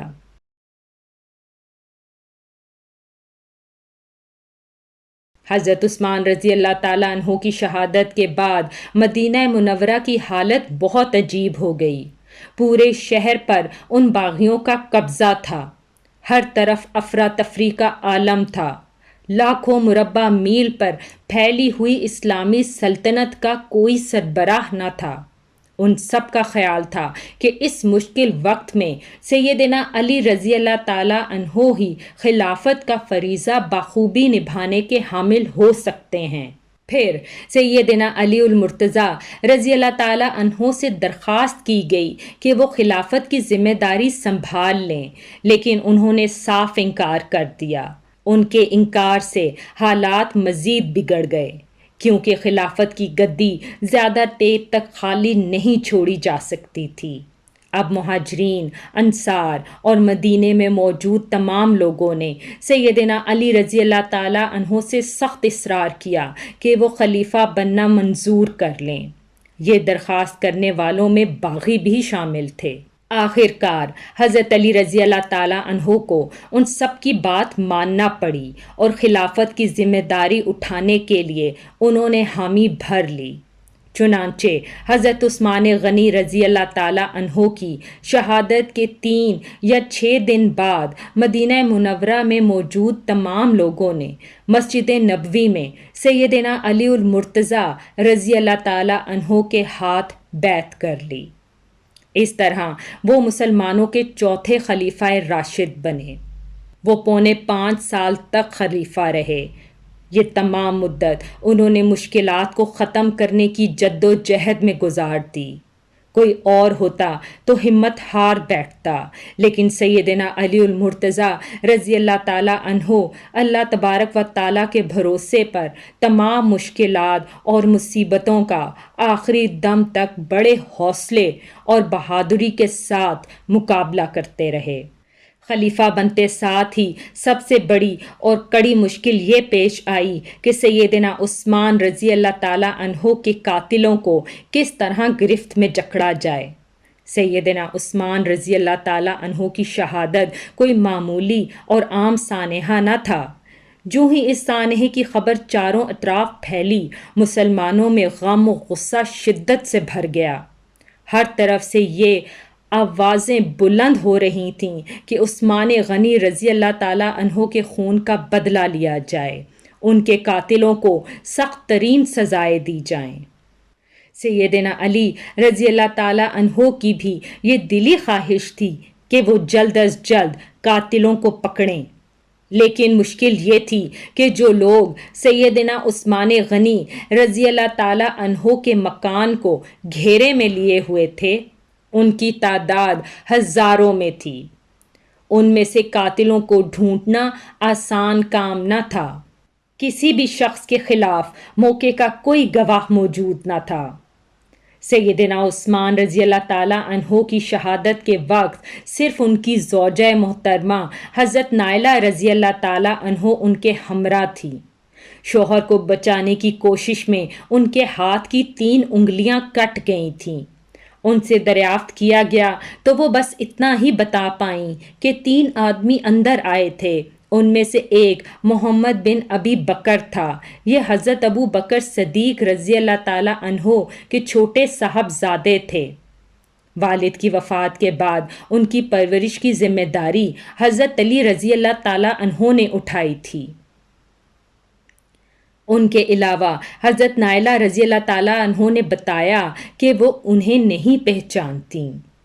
حضرت علی رضی اللہ تعالیٰ عنہ نے محمد بن ابی بکر کو پکڑ کر دریافت کیا تو اس نے فرمایا کہ میں مکان میں داخل ضرور ہوا تھا، لیکن جب حضرت عثمان رضی اللہ تعالیٰ عنہ نے مجھ سے فرمایا کہ بھتیجے، اگر آج تمہارے والد ابو بکر رضی اللہ تعالیٰ عنہ زندہ ہوتے تو انہیں تمہاری یہ حرکت ہرگز پسند نہ آتی، تو میں شرمندگی سے پیچھے ہٹ گیا اور باہر چلا گیا۔ حضرت نائلہ رضی اللہ تعالیٰ عنہ نے بھی محمد بن ابی بکر کی بات کی تصدیق کی۔ بس اس طرح اصل قاتلوں کی کھوج ناکام رہی اور حضرت علی رضی اللہ تعالیٰ عنہ کوئی کارروائی نہ کر سکے۔ بہت سے لوگ اس وقت اس شک میں مبتلا ہو گئے کہ حضرت علی رضی اللہ تعالیٰ عنہ جان بوجھ کر قاتلوں کو نہیں پکڑ رہے اور نہ ہی کوئی کارروائی کر رہے ہیں۔ اس شک کی ایک وجہ یہ بھی تھی کہ تمام باغی حضرت علی رضی اللہ تعالیٰ عنہ کی بیعت کر چکے تھے اور بہت سے تو ان کی فوج میں شامل بھی ہو چکے تھے۔ اس وقت کے حالات یہ اجازت نہ دیتے تھے کہ ان سب کو چن چن کر فوج سے برخاست کیا جائے۔ اسلام بھی یہ اجازت نہیں دیتا کہ گواہی کے بغیر کسی کو قاتل یا مجرم ٹھہرایا جائے۔ تاہم اکثر لوگ سیدنا علی رضی اللہ تعالیٰ عنہ کی مشکلات سے اچھی طرح آگاہ تھے۔ سیدنا علی المرتضیٰ رضی اللہ تعالیٰ عنہ سے یہ بات ثابت ہے کہ قسم اٹھا کر فرماتے تھے کہ میں حضرت عثمان رضی اللہ تعالیٰ عنہ کی شہادت سے بالکل بری ہوں۔ اس زمانے میں آپ رضی اللہ تعالیٰ عنہ نے یہ قدم اٹھایا کہ حضرت عثمان رضی اللہ تعالیٰ عنہ کے گورنروں کو ہٹا کر ان سب کی جگہ نئے گورنر مقرر فرمائے۔ نئے گورنر اپنے اپنے صوبے اور علاقے میں اپنی اپنی ذمہ داریاں نبھانے کی غرض سے پہنچ گئے۔ پرانے گورنروں نے نئے گورنروں کے لیے اپنی جگہ چھوڑ دی۔ امیر معاویہ رضی اللہ تعالیٰ عنہ نے گورنری سے دستبردار ہونے سے انکار کر دیا۔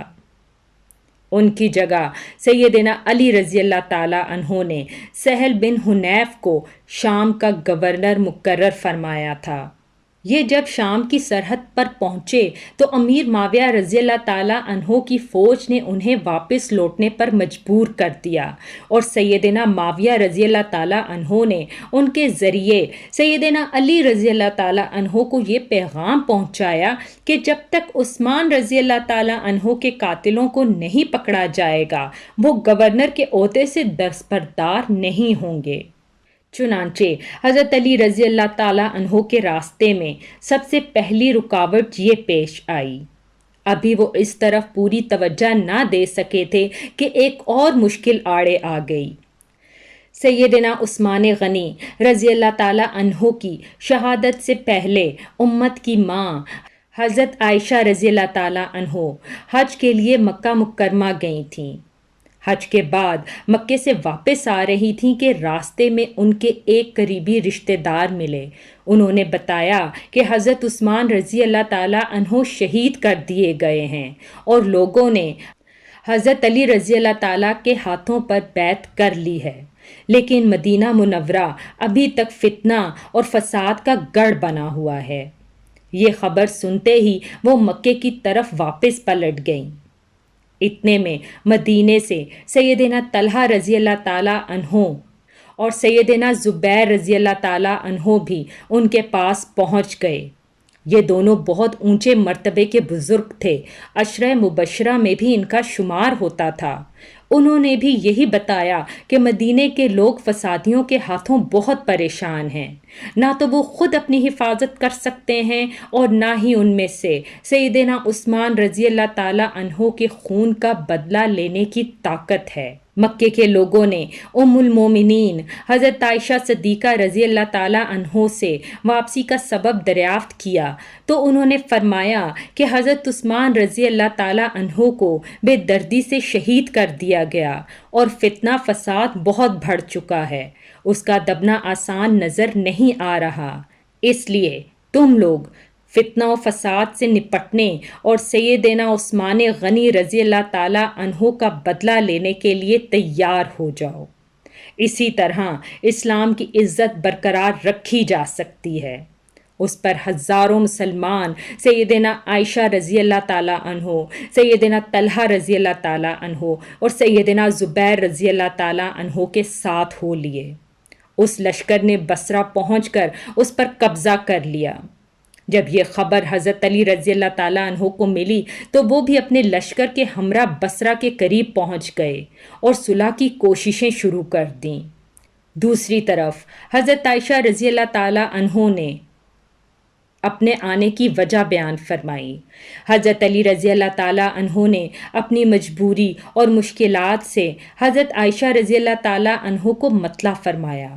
دونوں نے ایک دوسرے کی بات کو اچھی طرح سمجھا اور قریب تھا کہ صلح ہو جاتی کہ بدقسمتی سے دونوں طرف کی فوجوں میں کچھ بد نیت اور منافق لوگ شامل تھے۔ انہوں نے اپنا فائدہ اس میں دیکھا کہ صلح نہ ہو پائے، لہٰذا انہوں نے رات کی تاریکی میں ہی جنگ چھیڑ دی۔ حضرت علی رضی اللہ تعالیٰ عنہ یہ سمجھے کہ بی بی عائشہ رضی اللہ تعالیٰ عنہ نے جنگ شروع کر دی ہے، اور بی بی عائشہ رضی اللہ تعالیٰ عنہ یہ سمجھ بیٹھیں کہ حضرت علی المرتضیٰ رضی اللہ تعالیٰ عنہ نے جنگ کی ابتدا کی ہے۔ اس طرح دونوں فوجوں میں جنگ شروع ہو گئی، دونوں فوجیں ڈٹ کر لڑیں، اس میں آخرکار حضرت علی رضی اللہ تعالیٰ عنہ کو فتح حاصل ہوئی۔ فتح کے بعد حضرت علی رضی اللہ تعالیٰ عنہ نے ان کے بھائی محمد بن ابی بکر رضی اللہ تعالیٰ عنہ کو ان کا حال معلوم کرنے کے لیے بھیجا اور عام اعلان فرمایا کہ بھاگنے والوں کا پیچھا نہ کیا جائے، لوٹ مار ہرگز نہ کی جائے، زخمیوں پر گھوڑے دوڑانے سے منع فرمایا، جو ہتھیار ڈال دیں انہیں کوئی تکلیف نہ دی جائے۔ پھر انہوں نے خود سیدنا عائشہ رضی اللہ تعالیٰ عنہ کے پاس جا کر پوچھا، اے مومنوں کی ماں، آپ کا مزاج کیسا ہے؟ انہوں نے جواباً فرمایا، میں ٹھیک ہوں۔ اس کے بعد حضرت علی رضی اللہ تعالیٰ عنہ نے انہیں چند دن بصرہ میں آرام اور آسائش کے ساتھ ٹھہرایا۔ پھر محمد بن ابی بکر رضی اللہ تعالیٰ عنہ کی نگرانی میں انہیں 40 معزز اور شریف خواتین کے ساتھ مکہ روانہ فرمایا۔ اس وقت حضرت عائشہ رضی اللہ تعالیٰ عنہ نے فرمایا، میرے بچوں، یہ لڑائی غلط فہمی کا نتیجہ تھی۔ حضرت علی رضی اللہ تعالیٰ عنہ سے نہ پہلے میرا کوئی جھگڑا تھا نہ اب ہے۔ سیدنا علی رضی اللہ تعالیٰ عنہ نے جواباً فرمایا، آپ سچ فرماتی ہیں، آپ سب مومنوں کی ماں ہیں، آپ کی عزت کرنا ہم سب پر واجب ہے۔ پھر حضرت عائشہ رضی اللہ تعالیٰ عنہ مکے تشریف لے آئیں۔ اس لڑائی میں حضرت عائشہ رضی اللہ تعالیٰ عنہ اونٹ پر سوار تھیں، اس لیے اس لڑائی کو جنگ جمل کہا جاتا ہے۔ یہ لڑائی جمادی الاخر 36 ہجری میں پیش آئی۔ اس جنگ کے بعد حضرت عائشہ رضی اللہ تعالیٰ عنہ ہمیشہ پشیمان رہیں اور یاد کر کے روتی تھیں۔ جمل کی لڑائی کے بعد سیدنا علی رضی اللہ تعالیٰ عنہ نے چند دن بصرہ میں قیام کیا۔ پھر 12 رجب 36 ہجری میں کوفہ چلے آئے اور اس علاقے کو حکومت کا صدر مقام یا دارالخلافہ قرار دیا۔ اس سے پہلے دارالخلافہ مدینہ منورہ تھا۔ یہ فیصلہ حضرت علی رضی اللہ تعالیٰ عنہ نے اس لیے فرمایا کہ مدینہ منورہ کو فساد اور جھگڑوں سے بچایا جا سکے۔ اب انہوں نے پھر شام کی طرف توجہ دی۔ جلیل بن عبداللہ رضی اللہ تعالیٰ عنہ کے ہاتھ ایک خط امیر معاویہ رضی اللہ تعالیٰ عنہ کو ارسال فرمایا۔ اس میں تحریر کیا کہ تم بھی مہاجرین اور انصار کی طرح میری بیعت کرو۔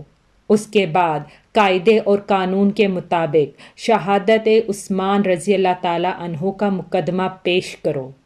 میں اللہ کی کتاب اور رسول اللہ صلی اللہ علیہ وآلہ وسلم کی سنت کے مطابق فیصلہ کروں گا۔ امیر معاویہ نے اس خط کے جواب میں تحریر کیا کہ آپ عثمان رضی اللہ تعالیٰ عنہ کے قاتلوں کو ہمارے حوالے کر دیں تو میں اور شام کے دوسرے تمام لوگ خوشی سے آپ کی بیعت کریں گے۔ اس طرح کچھ مدت تک خط و کتابت کا سلسلہ جاری رہا، لیکن صلح کی راہ ہموار نہ ہو سکی۔ ادھر شام کے صدر مقام دمشق کے جامع مسجد میں سیدنا عثمان غنی رضی اللہ تعالیٰ عنہ کے خون آلود کپڑے اور حضرت نائلہ رضی اللہ تعالیٰ عنہ کی کٹی ہوئی انگلیاں رکھ دی گئیں۔ ان کو دیکھ دیکھ کر لوگ زاروں قطار آنسو بہاتے تھے، قاتلوں سے بدلہ لینے کا عہد کرتے تھے۔ جب حضرت علی رضی اللہ تعالیٰ عنہ کو اس بات کا یقین ہو گیا کہ امیر معاویہ بیعت نہیں کریں گے تو انہوں نے جنگ کی تیاری کی اور تقریباً 80,000 فوج لے کر شام کی طرف روانہ ہونے کا ارادہ کیا۔ دوسری طرف امیر معاویہ رضی اللہ تعالیٰ عنہ بھی ایک بڑا لشکر لے کر مقابلے کے لیے میدان میں اترے۔ دونوں فوجیں دریائے فراق کے قریب پہنچیں۔ شامی فوجوں نے گھاٹ پر قبضہ کر کے پانی پر پہرے بٹھا دیے، لیکن دوسرے دن حضرت علی رضی اللہ تعالیٰ عنہ کی فوج نے شامیوں پر حملہ کر کے انہیں پیچھے دھکیل دیا اور گھاٹ پر قبضہ کر کے سب کے لیے پانی عام کر دیا۔ اب دونوں فوجوں نے صفین کے مقام پر ایک دوسرے کے مقابل مورچے قائم کر لیے۔ یہ مقام شہر حقب کے جنوب مشرق اور شہر حمص کے شمال مغرب میں دریائے فراق کے کنارے پر تھا۔ 3 مہینے 20 دن تک دونوں فوجیں آمنے سامنے ڈٹی رہیں۔ اس دوران دونوں فریق بات چیت کے ذریعے مسئلہ حل کرنے کی بھرپور کوششیں کرتے رہے، لیکن افسوس کسی فیصلے پر نہ پہنچ سکے۔ چھوٹی چھوٹی جھڑپیں ہوتی رہیں۔ عام لڑائی محرم 37 ہجری تک شروع نہ ہو سکی۔ آخر سفر میں دونوں فوجوں میں جنگ شروع ہوئی۔ یہ جنگ کئی دن تک جاری رہی۔ دونوں جانب مسلمانوں کا خون بہتا رہا۔ منافقین اور شر پسند لوگ اس موقع سے خوب فائدہ مند ہوئے۔ انہی فسادیوں کی وجہ سے صلح کی تمام کوششیں ناکام رہیں۔ پھر ایک دن حضرت علی رضی اللہ تعالیٰ عنہ کی فوج نے اتنا زبردست دباؤ ڈالا کہ شامی فوج کے پاؤں اکھڑنے لگے۔ اتنے میں شامی فوج کا ایک دستہ قرآن پاک کو نیزوں پر اٹھا کر آگے بڑھا اور پکار کر کہا، یہ دیکھو تمہارے اور ہمارے درمیان اللہ پاک کی کتاب ہے۔ حضرت علی رضی اللہ تعالیٰ عنہ کی فوج نے قرآن پاک دیکھ کر ہاتھ روک لیے۔ لڑائی رک گئی۔ اس کے بعد پھر بات چیت کے ذریعے معاملے کو حل کرنے کی کوششیں جاری ہو گئیں۔ آخر کار یہ قرار پایا کہ خلافت کا مقدمہ 2 ثالثوں کے سپرد کیا جائے۔ وہ آپس میں مل کر جو بھی فیصلہ کریں گے ان کا فیصلہ سب کو قبول ہوگا۔ ایک ثالث حضرت علی رضی اللہ تعالیٰ عنہ مقرر فرمائیں اور ایک ثالث امیر معاویہ رضی اللہ تعالیٰ عنہ مقرر کریں۔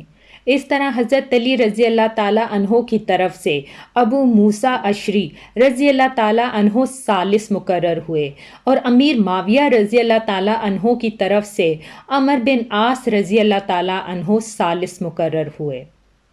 ان سے فرمایا گیا کہ وہ رمضان کے مہینے تک فیصلہ کر دیں اس کے بعد سیدنا امیر معاویہ رضی اللہ تعالیٰ عنہ اپنی فوج کے ساتھ دمشق روانہ ہو گئے۔ سیدنا علی رضی اللہ تعالیٰ عنہ کوفہ کی طرف روانہ ہو گئے۔ اس موقع پر ان کی فوج 2 حصوں میں بٹ گئی۔ ایک حصہ ثالث مقرر کرنے کا حامی تھا، جبکہ دوسرا کہتا تھا کہ قرآن کو چھوڑ کر انسانوں کو حکم یا فیصلہ کرنے والا بنانا گناہ ہے۔ دونوں گروہ آپس میں جھگڑنے لگے اور بات بے بات تلواریں نکالنے لگے۔ حضرت علی رضی اللہ تعالیٰ عنہ نے انہیں کوفہ تک لانے میں بہت مشکلات دیکھیں، لیکن پھر بھی 12,000 آدمی جو کہ ثالثوں سے فیصلہ کروانے کے خلاف تھے فوج سے الگ ہو گئے اور ہرورہ کے مقام پر چلے گئے۔ ان لوگوں کو خارجی کہا گیا۔ دونوں ثالثوں نے جو فیصلہ دیا وہ ایک دوسرے سے مختلف تھا۔ سیدنا ابو موسیٰ اشعری کا فیصلہ یہ تھا کہ حضرت علی اور امیر معاویہ میں سے کسی کو بھی خلیفہ مقرر نہ کیا جائے، انہیں چھوڑ کر مسلمان جسے چاہیں خلیفہ چن لیں۔ سیدنا عمر بن عاص کا فیصلہ یہ تھا کہ ابو موسیٰ اشعری نے حضرت علی رضی اللہ تعالیٰ عنہ کو خلافت سے الگ کر دیا ہے، میں ان کی جگہ امیر معاویہ کو خلیفہ مقرر کرتا ہوں۔ اس فیصلے پر ہر طرف ہنگامہ برپا ہو گیا۔ حضرت علی رضی اللہ تعالیٰ عنہ کے حامیوں نے یہ فیصلہ قبول کرنے سے انکار کر دیا۔ اب حضرت علی رضی اللہ تعالیٰ عنہ پھر دوبارہ فوج لے کر دمشق کی طرف بڑھنا چاہتے تھے کہ خارجیوں نے ہر طرف فساد پھیلا دیا۔ انہوں نے چھوٹے چھوٹے گروہ بنا کر لوٹ مار شروع کر دی۔ آخر حضرت علی رضی اللہ تعالیٰ عنہ پہلے ان کی طرف بڑھے۔ نہروان کے مقام پر شدید جنگ ہوئی، 4,000 خارجی مارے گئے۔ اس طرح خارجیوں کا زور ٹوٹ گیا، لیکن ان کی ٹولیاں آئے دن فساد برپا کرتی رہتی تھیں۔ دوسری طرف امیر معاویہ رضی اللہ تعالیٰ عنہ نے عمر بن عاص کو فوج دے کر مصر پر چڑھائی کر دی۔ وہاں حضرت علی رضی اللہ تعالیٰ عنہ کی طرف سے محمد بن ابی بکر رضی اللہ تعالیٰ عنہ گورنر تھے۔ انہوں نے شامی فوج سے شکست کھائی اور گرفتار ہو گئے، پھر قتل کر دیے گئے۔ مصر کے بعد شامی فوج نے حجاز، عراق اور یمن وغیرہ پر حملے شروع کر دیے۔ حضرت علی رضی اللہ تعالیٰ عنہ کو ملک کی اندرونی شورشوں کی وجہ سے اسلامی فتوحات کے دائرے کو بڑھانے کا موقع نہ مل سکا۔ پھر بھی 35 ہجری میں انہوں نے بحری راستے سے ہندوستان پر حملے کی اجازت دی۔ چنانچہ اس زمانے میں کوکن، ممبئی پر کامیاب حملہ کیا گیا۔ یہ علاقہ اس وقت سندھ میں شامل تھا۔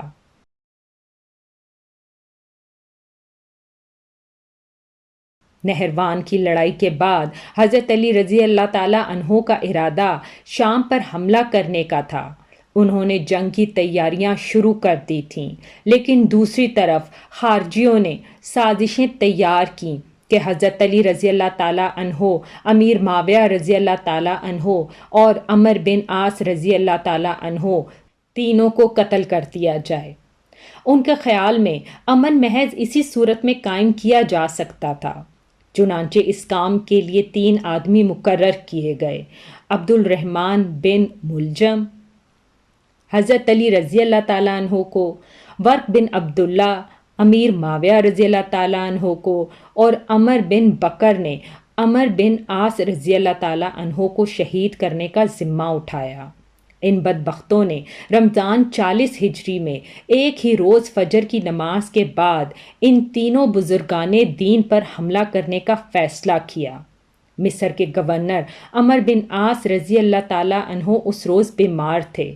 انہوں نے اس دن خارجہ بن حذافہ کو نماز کی امامت کے لیے بھیجا، لہٰذا عمر بن بکر نے عمر بن عاص کے دھوکے میں خارجہ بن حذافہ کو شہید کر دیا۔ دمشق میں ورق بن عبداللہ نے امیر معاویہ پر حملہ کیا اس وقت جب وہ مسجد کے دروازے سے نکل رہے تھے۔ انہیں معمولی زخم آیا۔ کوفے میں عبد الرحمن بن ملجم ملعون سیدنا علی رضی اللہ تعالیٰ عنہ کے راستے میں دھاک لگا کر بیٹھ گیا۔ جب حضرت علی رضی اللہ تعالیٰ عنہ فجر کی نماز کے لیے مسجد کی طرف چلے تو ان پر تلوار کا وار کیا۔ سر پر شدید زخم آیا، ابن ملجم کو گرفتار کر لیا گیا۔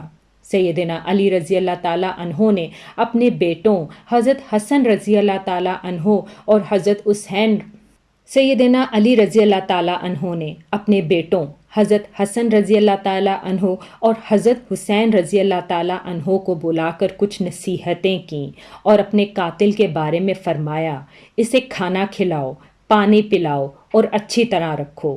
اگر میں اس زخم سے مر جاؤں تو اسے قتل کر دینا، شریعت کا یہی حکم ہے۔ اس کے ناک اور کان وغیرہ نہ کاٹنا۔ اگر میں بچ گیا تو میری مرضی، چاہے میں اس سے بدلہ لوں یا اسے معاف کر دوں۔ ابن ملجم کی تلوار زہد آلود تھی۔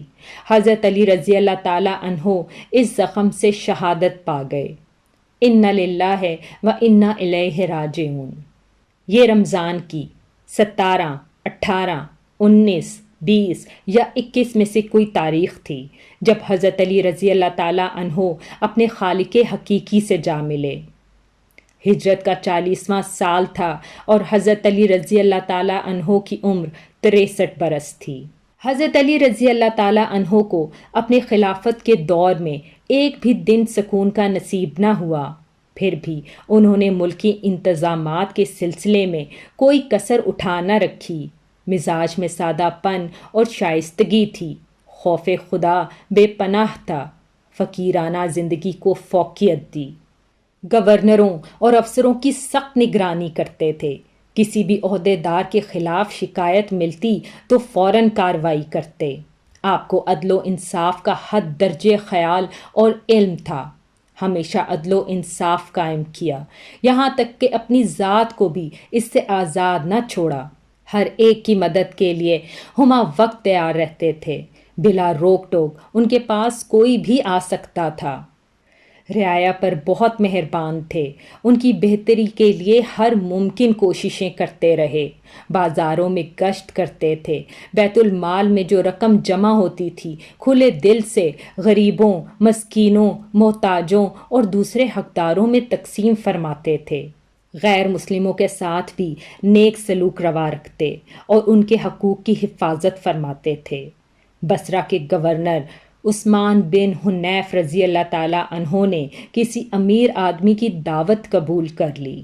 حضرت علی رضی اللہ تعالیٰ عنہ کو جب یہ خبر ملی تو اسے تحریر کیا، اے ابن حنیف رضی اللہ تعالیٰ عنہ، میں نے سنا ہے کہ بصرہ کے ایک دولت مند نے تمہیں بڑی ہی شاندار دعوت دی، تم نے یہ دعوت قبول بھی کر لی اور قسم قسم کے کھانے بہت اطمینان اور مزے سے کھائے۔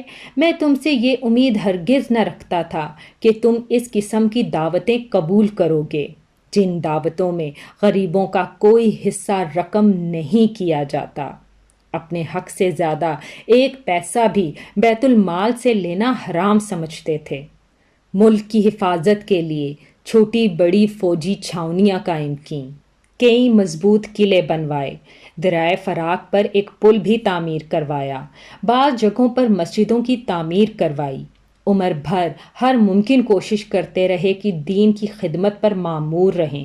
کافروں کے خلاف تمام بڑی بڑی لڑائیوں میں رسول اللہ صلی اللہ علیہ وآلہ وسلم کے ساتھ شرکت کی، ہر لڑائی میں جان ہتھیلی پر رکھ کر جرأت مندانہ طریقے سے لڑے۔ یمن کے ہزاروں لوگوں کو اپنی کوششوں سے مسلمان بنایا۔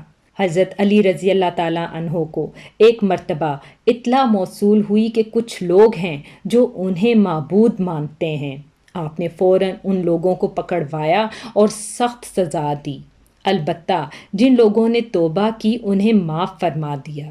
سیدنا علی رضی اللہ تعالیٰ عنہ نے مثالی زندگی بسر کی، تمام زندگی معمولی سے مکان میں سادگی سے رہے۔ دروازے پر کوئی پہرے دار نہ ہوتا تھا، شان و شوکت اور دکھاوے سے شدید نفرت فرماتے، کپڑوں میں پیوند لگے ہوتے، پیوند خود ہی اپنے ہاتھوں سے لگا لیتے، دکانداروں پر کڑی نگرانی رکھتے تھے کہ منافع خوری سے عوام کو محفوظ رکھ سکیں، اپنا وظیفہ اور دوسری آمدنی زیادہ تر خیرات کر دیتے تھے۔ ایک دن اپنے خادم کمبد کو بازار لے گئے، اپنے لیے سستا کپڑا خریدا اور اس کے لیے قیمتی کپڑا خریدا۔ اس نے کہا کہ میرے لیے ایسے کپڑے کی کیا ضرورت تھی؟ حضرت علی رضی اللہ تعالیٰ عنہ نے فرمایا کہ تم جوان ہو، تمہارے لیے اچھا کپڑا ہونا چاہیے، میرا کیا ہے، بوڑھا ہوں، بازار سے سودا سلف خود خریدتے تھے۔ زرید نامی شخص نے حضرت علی رضی اللہ تعالیٰ عنہ کے دسترخوان پر سادہ کھانا دیکھ کر کہا، آپ کو پرندوں کا گوشت پسند نہیں؟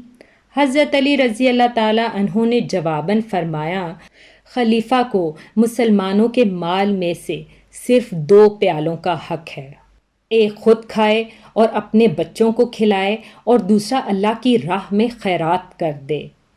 عید سے چند روز قبل کسی نے آپ کے کپڑوں میں پیوند دیکھ کر کہا، امیر المومنین، آپ 2 درہم میں ایک نیا جوڑا کیوں نہیں خرید لیتے؟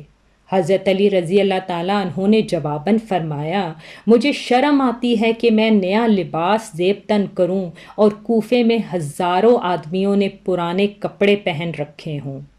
کہیں سے مال آتا تو تمام مال راہ اللہ میں تقسیم فرما دیتے، اس میں سے خود کے لیے کبھی کوئی خاص چیز نہ رکھی اور نہ ہی رشتہ داروں کو ان کے حق سے زیادہ دیا۔ ایک مرتبہ حضرت علی رضی اللہ تعالیٰ عنہ کی زرہ گم ہو گئی۔ چند دن بعد وہی زرہ ایک یہودی کے پاس نظر آئی۔ آپ نے اس یہودی سے فرمایا، یہ زرہ میری ہے، تمہارے پاس کہاں سے آئی؟ اس نے کہا، نہیں، یہ زرہ میری ہے۔ سیدنا علی رضی اللہ تعالیٰ عنہ امیر المومنین تھے، چاہتے تو اس سے زبردستی اپنی زرہ واپس لے سکتے تھے، مگر انہوں نے ایسا کرنا مناسب نہ سمجھا۔ معاملہ کوفے کے قاضی شوریا کی عدالت میں لے گئے۔ قاضی صاحب نے حضرت علی رضی اللہ تعالیٰ عنہ کا دعویٰ سنا، یہودی کا جواب سنا، پھر حضرت علی رضی اللہ تعالیٰ عنہ سے کہا، اپنا گواہ لائیے۔ انہوں نے فرمایا، میرا بیٹا حسن اور غلام کمبد اس بات کے گواہ ہیں کہ یہ زرہ میری ہے، ان کی گواہی لے لیں۔ قاضی صاحب نے کہا، بیٹے کے باپ کے حق میں اور غلام کے مالک کے حق میں گواہی قبول نہیں کی جا سکتی۔ اس پر سیدنا علی رضی اللہ تعالیٰ عنہ نے فرمایا، عجیب بات ہے، آپ حسن کی گواہی قبول نہیں کرتے؟ کیا آپ کو معلوم نہیں ہے کہ رسول اللہ صلی اللہ علیہ وآلہ وسلم نے حسن اور حسین کو جنت کے جوانوں کا سردار بتایا ہے؟ قاضی صاحب نے جواب دیا، مجھے اس بات کا علم ہے، لیکن میں حسن کی گواہی نہیں لوں گا۔ اگر کسی کے رتبے کو دیکھ کر فیصلہ دینا ہوتا تو آپ کا یہ فرمانا ہی کافی تھا کہ یہ زرہ آپ کی ہے۔ یہ سن کر حضرت علی رضی اللہ تعالیٰ عنہ بے پناہ خوش ہوئے اور فرمایا، مجھے آپ کا یہ فیصلہ منظور ہے، یہ زرہ یہودی کے پاس ہی رہے گی۔ ان کی یہ بات سن کر یہودی پکار اٹھا، قاضی صاحب نے جس طرح فیصلہ دیا اور حضرت علی رضی اللہ تعالیٰ عنہ نے جس طرح اس فیصلے کو قبول کیا، اس سے مجھے یقین ہو گیا کہ آپ کا دین سچا ہے، یہ زرہ واقعی ہی حضرت علی رضی اللہ تعالیٰ عنہ کی ہے۔ اس کے ساتھ ہی اس نے کلمہ پڑھا اور مسلمان ہو گیا۔ حضرت علی رضی اللہ تعالیٰ عنہ درمیانے قد کے، دوہرے بدن کے تھے، چہرہ بہت خوبصورت اور باروب تھا۔ خیبر کی لڑائی کے موقع پر رسول اللہ صلی اللہ علیہ وآلہ وسلم نے آپ کو دعا دی تھی، اے اللہ، علی سے گرمی سردی کا اثر دور کر دے۔ اس دعا کا یہ اثر تھا کہ آپ ہر موسم میں ہر طرح کا کپڑا زیب تن کر لیتے تھے، ضرورت کے وقت مزدوری کرنے سے بھی کبھی نہیں ہچکچائے۔ آپ علم کا سمندر تھے، آپ کی علمی باتیں بہت مشہور اور حیرت انگیز ہیں۔ ایک خاتون حضرت علی رضی اللہ تعالیٰ عنہ کی خدمت میں حاضر ہوئی۔ اس نے شکایت کی کہ میرا بھائی 600 دینار چھوڑ کر فوت ہوا ہے۔ جب یہ رقم وارثوں میں تقسیم کی گئی تو مجھے صرف 1 دینار دیا گیا کہ تمہارے حصے میں 1 ہی دینار آتا ہے۔ آپ رضی اللہ تعالیٰ عنہ نے اس کی شکایت پر غور کیا، پھر فرمایا، شاید تمہارے بھائی میں 1 بیوی، 2 لڑکیاں، 1 ماں، 1 بہن اور 12 بیٹے چھوڑے ہیں۔ عورت نے حیران ہو کر کہا، آپ رضی اللہ تعالیٰ عنہ کا اندازہ بالکل درست ہے۔ اس پر سیدنا علی رضی اللہ تعالیٰ عنہ نے فرمایا، تب تمہارے حصے میں 1 دینار آتا ہے۔ حضرت علی رضی اللہ تعالیٰ عنہ دن رات کا زیادہ حصہ اللہ تبارک و تعالیٰ کی عبادت میں گزارتے تھے۔ نماز بہت خشوع و خضوع کے ساتھ ادا فرماتے۔ صدیق اکبر، فاروق اعظم اور عثمان ذو النورین اپنے دور خلافت میں سیدنا علی رضی اللہ تعالیٰ عنہ سے خاص معاملات میں مشورہ کرتے تھے۔ شجاعت سیدنا علی رضی اللہ تعالیٰ عنہ کا خاص وصف تھا۔ آپ اتنے بہادر اور نڈر تھے کہ طاقتور سے طاقتور دشمن کی پرواہ نہ کرتے۔ تبوک کے علاوہ قریب ہر لڑائی میں بڑھ چڑھ کر حصہ لیا۔ انہیں شیر خدا کا لقب ملا۔ نہتے پر وار ہرگز نہ کرتے تھے۔ ایک لڑائی میں اپنے دشمن کو گرا لیا، اسے قتل کرنے لگے تو اس نے ان کے منہ پر تھوک دیا۔ حضرت علی رضی اللہ تعالیٰ عنہ فوراً اس کے سینے سے اتر آئے، اس کی جان بخش دی۔ کسی نے پوچھا، آپ نے اسے کیوں کر چھوڑا؟ حضرت علی رضی اللہ تعالیٰ عنہ نے جواباً فرمایا، میں تو اس سے اللہ تبارک و تعالیٰ کے لیے لڑ رہا تھا۔ اس نے جو حرکت کی اس پر مجھے غصہ آ گیا۔ اب میں اسے قتل کرتا تو گویا اس قتل میں میرا غصہ بھی شامل ہوتا۔ اس کا مطلب یہ ہوتا کہ میں نے اسے اپنی ذات کے لیے قتل کیا ہے۔ سیدنا علی رضی اللہ تعالیٰ عنہ کے بہادری کے واقعات ہمیشہ تابندہ رہیں گے۔ ان کو رسول اللہ صلی اللہ علیہ وآلہ وسلم سے بے پناہ محبت تھی۔ رسول اللہ صلی اللہ علیہ وآلہ وسلم کو بھی سیدنا علی رضی اللہ تعالیٰ عنہ اور آپ کی اولاد سے بے پناہ پیار تھا۔ سیدنا حسن رضی اللہ تعالیٰ عنہ اور سیدنا حسین رضی اللہ تعالیٰ عنہ کو رسول اللہ صلی اللہ علیہ وآلہ وسلم اپنے کندھوں پر اٹھاتے اور فرمایا کرتے تھے، اے اللہ، میں ان دونوں سے محبت کرتا ہوں، جو ان سے محبت کرے تو بھی ان سے محبت کر، اور جو ان سے بغض رکھے تو بھی انہیں دور رکھ۔ سیدنا فاطمہ رضی اللہ تعالیٰ عنہ سے سیدنا علی رضی اللہ تعالیٰ عنہ کے ہاں 3 بیٹے اور 2 بیٹیاں ہوئیں۔ ان کے نام یہ ہیں: حضرت حسن رضی اللہ تعالیٰ عنہ، حضرت حسین رضی اللہ تعالیٰ عنہ، حضرت محسن رضی اللہ تعالیٰ عنہ، حضرت زینب رضی اللہ تعالیٰ عنہا، حضرت کلثوم رضی اللہ تعالیٰ عنہا۔ حضرت محسن رضی اللہ تعالیٰ عنہ بچپن میں ہی وفات پا گئے۔ حضرت فاطمہ رضی اللہ تعالیٰ عنہا کی زندگی میں حضرت علی رضی اللہ تعالیٰ عنہ نے دوسری شادی نہ کی۔ ان کی وفات کے بعد کئی شادیاں کیں، جن میں سے 11 لڑکے اور 15 لڑکیاں ہوئیں۔ اس طرح کل 14 لڑکے اور 17 لڑکیاں ہوئیں۔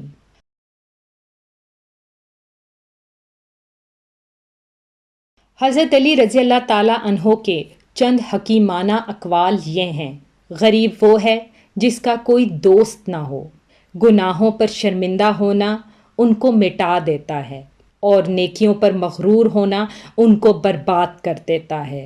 علم مال سے بہتر ہے، اس لیے کہ علم تمہاری حفاظت کرتا ہے، جبکہ مال کی حفاظت تم کرتے ہو۔ جو چیز نہیں آتی ہو اس کے سیکھنے میں شرم نہ کرو۔ کسی سوال کا جواب نہ آتا ہو تو یہ کہنے میں نہ شرماؤ کہ میں نہیں جانتا۔ سخاوت وہ ہے جو مانگنے سے پہلے ہو۔ معاف کر دینا بہت اچھا انتقام ہے۔ مصیبت میں گھبرانا سب سے بڑی مصیبت ہے۔ لالچ سے کچھ روزی بڑھ نہیں جاتی، لیکن انسان کی قدر گھٹ جاتی ہے۔ بات کہنے والے کو نہ دیکھو بلکہ بات کو دیکھو۔ نیکی کی کوئی قدر کرے نہ کرے، تم نیکی کیے جاؤ۔ سخت ترین گناہ وہ ہے جو کرنے والے کے نزدیک معمولی ہو۔ مصیبتوں کا مقابلہ صبر سے کرو اور نعمتوں کی حفاظت شکر سے کرو۔ اللہ تبارک و تعالی حضرت علی المرتضیٰ رضی اللہ تعالی عنہ پر اپنی رحمتیں نازل فرمائے۔ آمین ثم آمین۔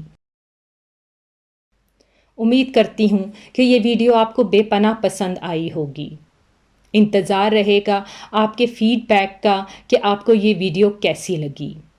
آپ سب سے گزارش ہے کہ میرا چینل سبسکرائب کریں، میری ویڈیو لائک کریں اور زیادہ سے زیادہ اپنے فیملی اور فرینڈز کے ساتھ شیئر کریں۔ اللہ حافظ۔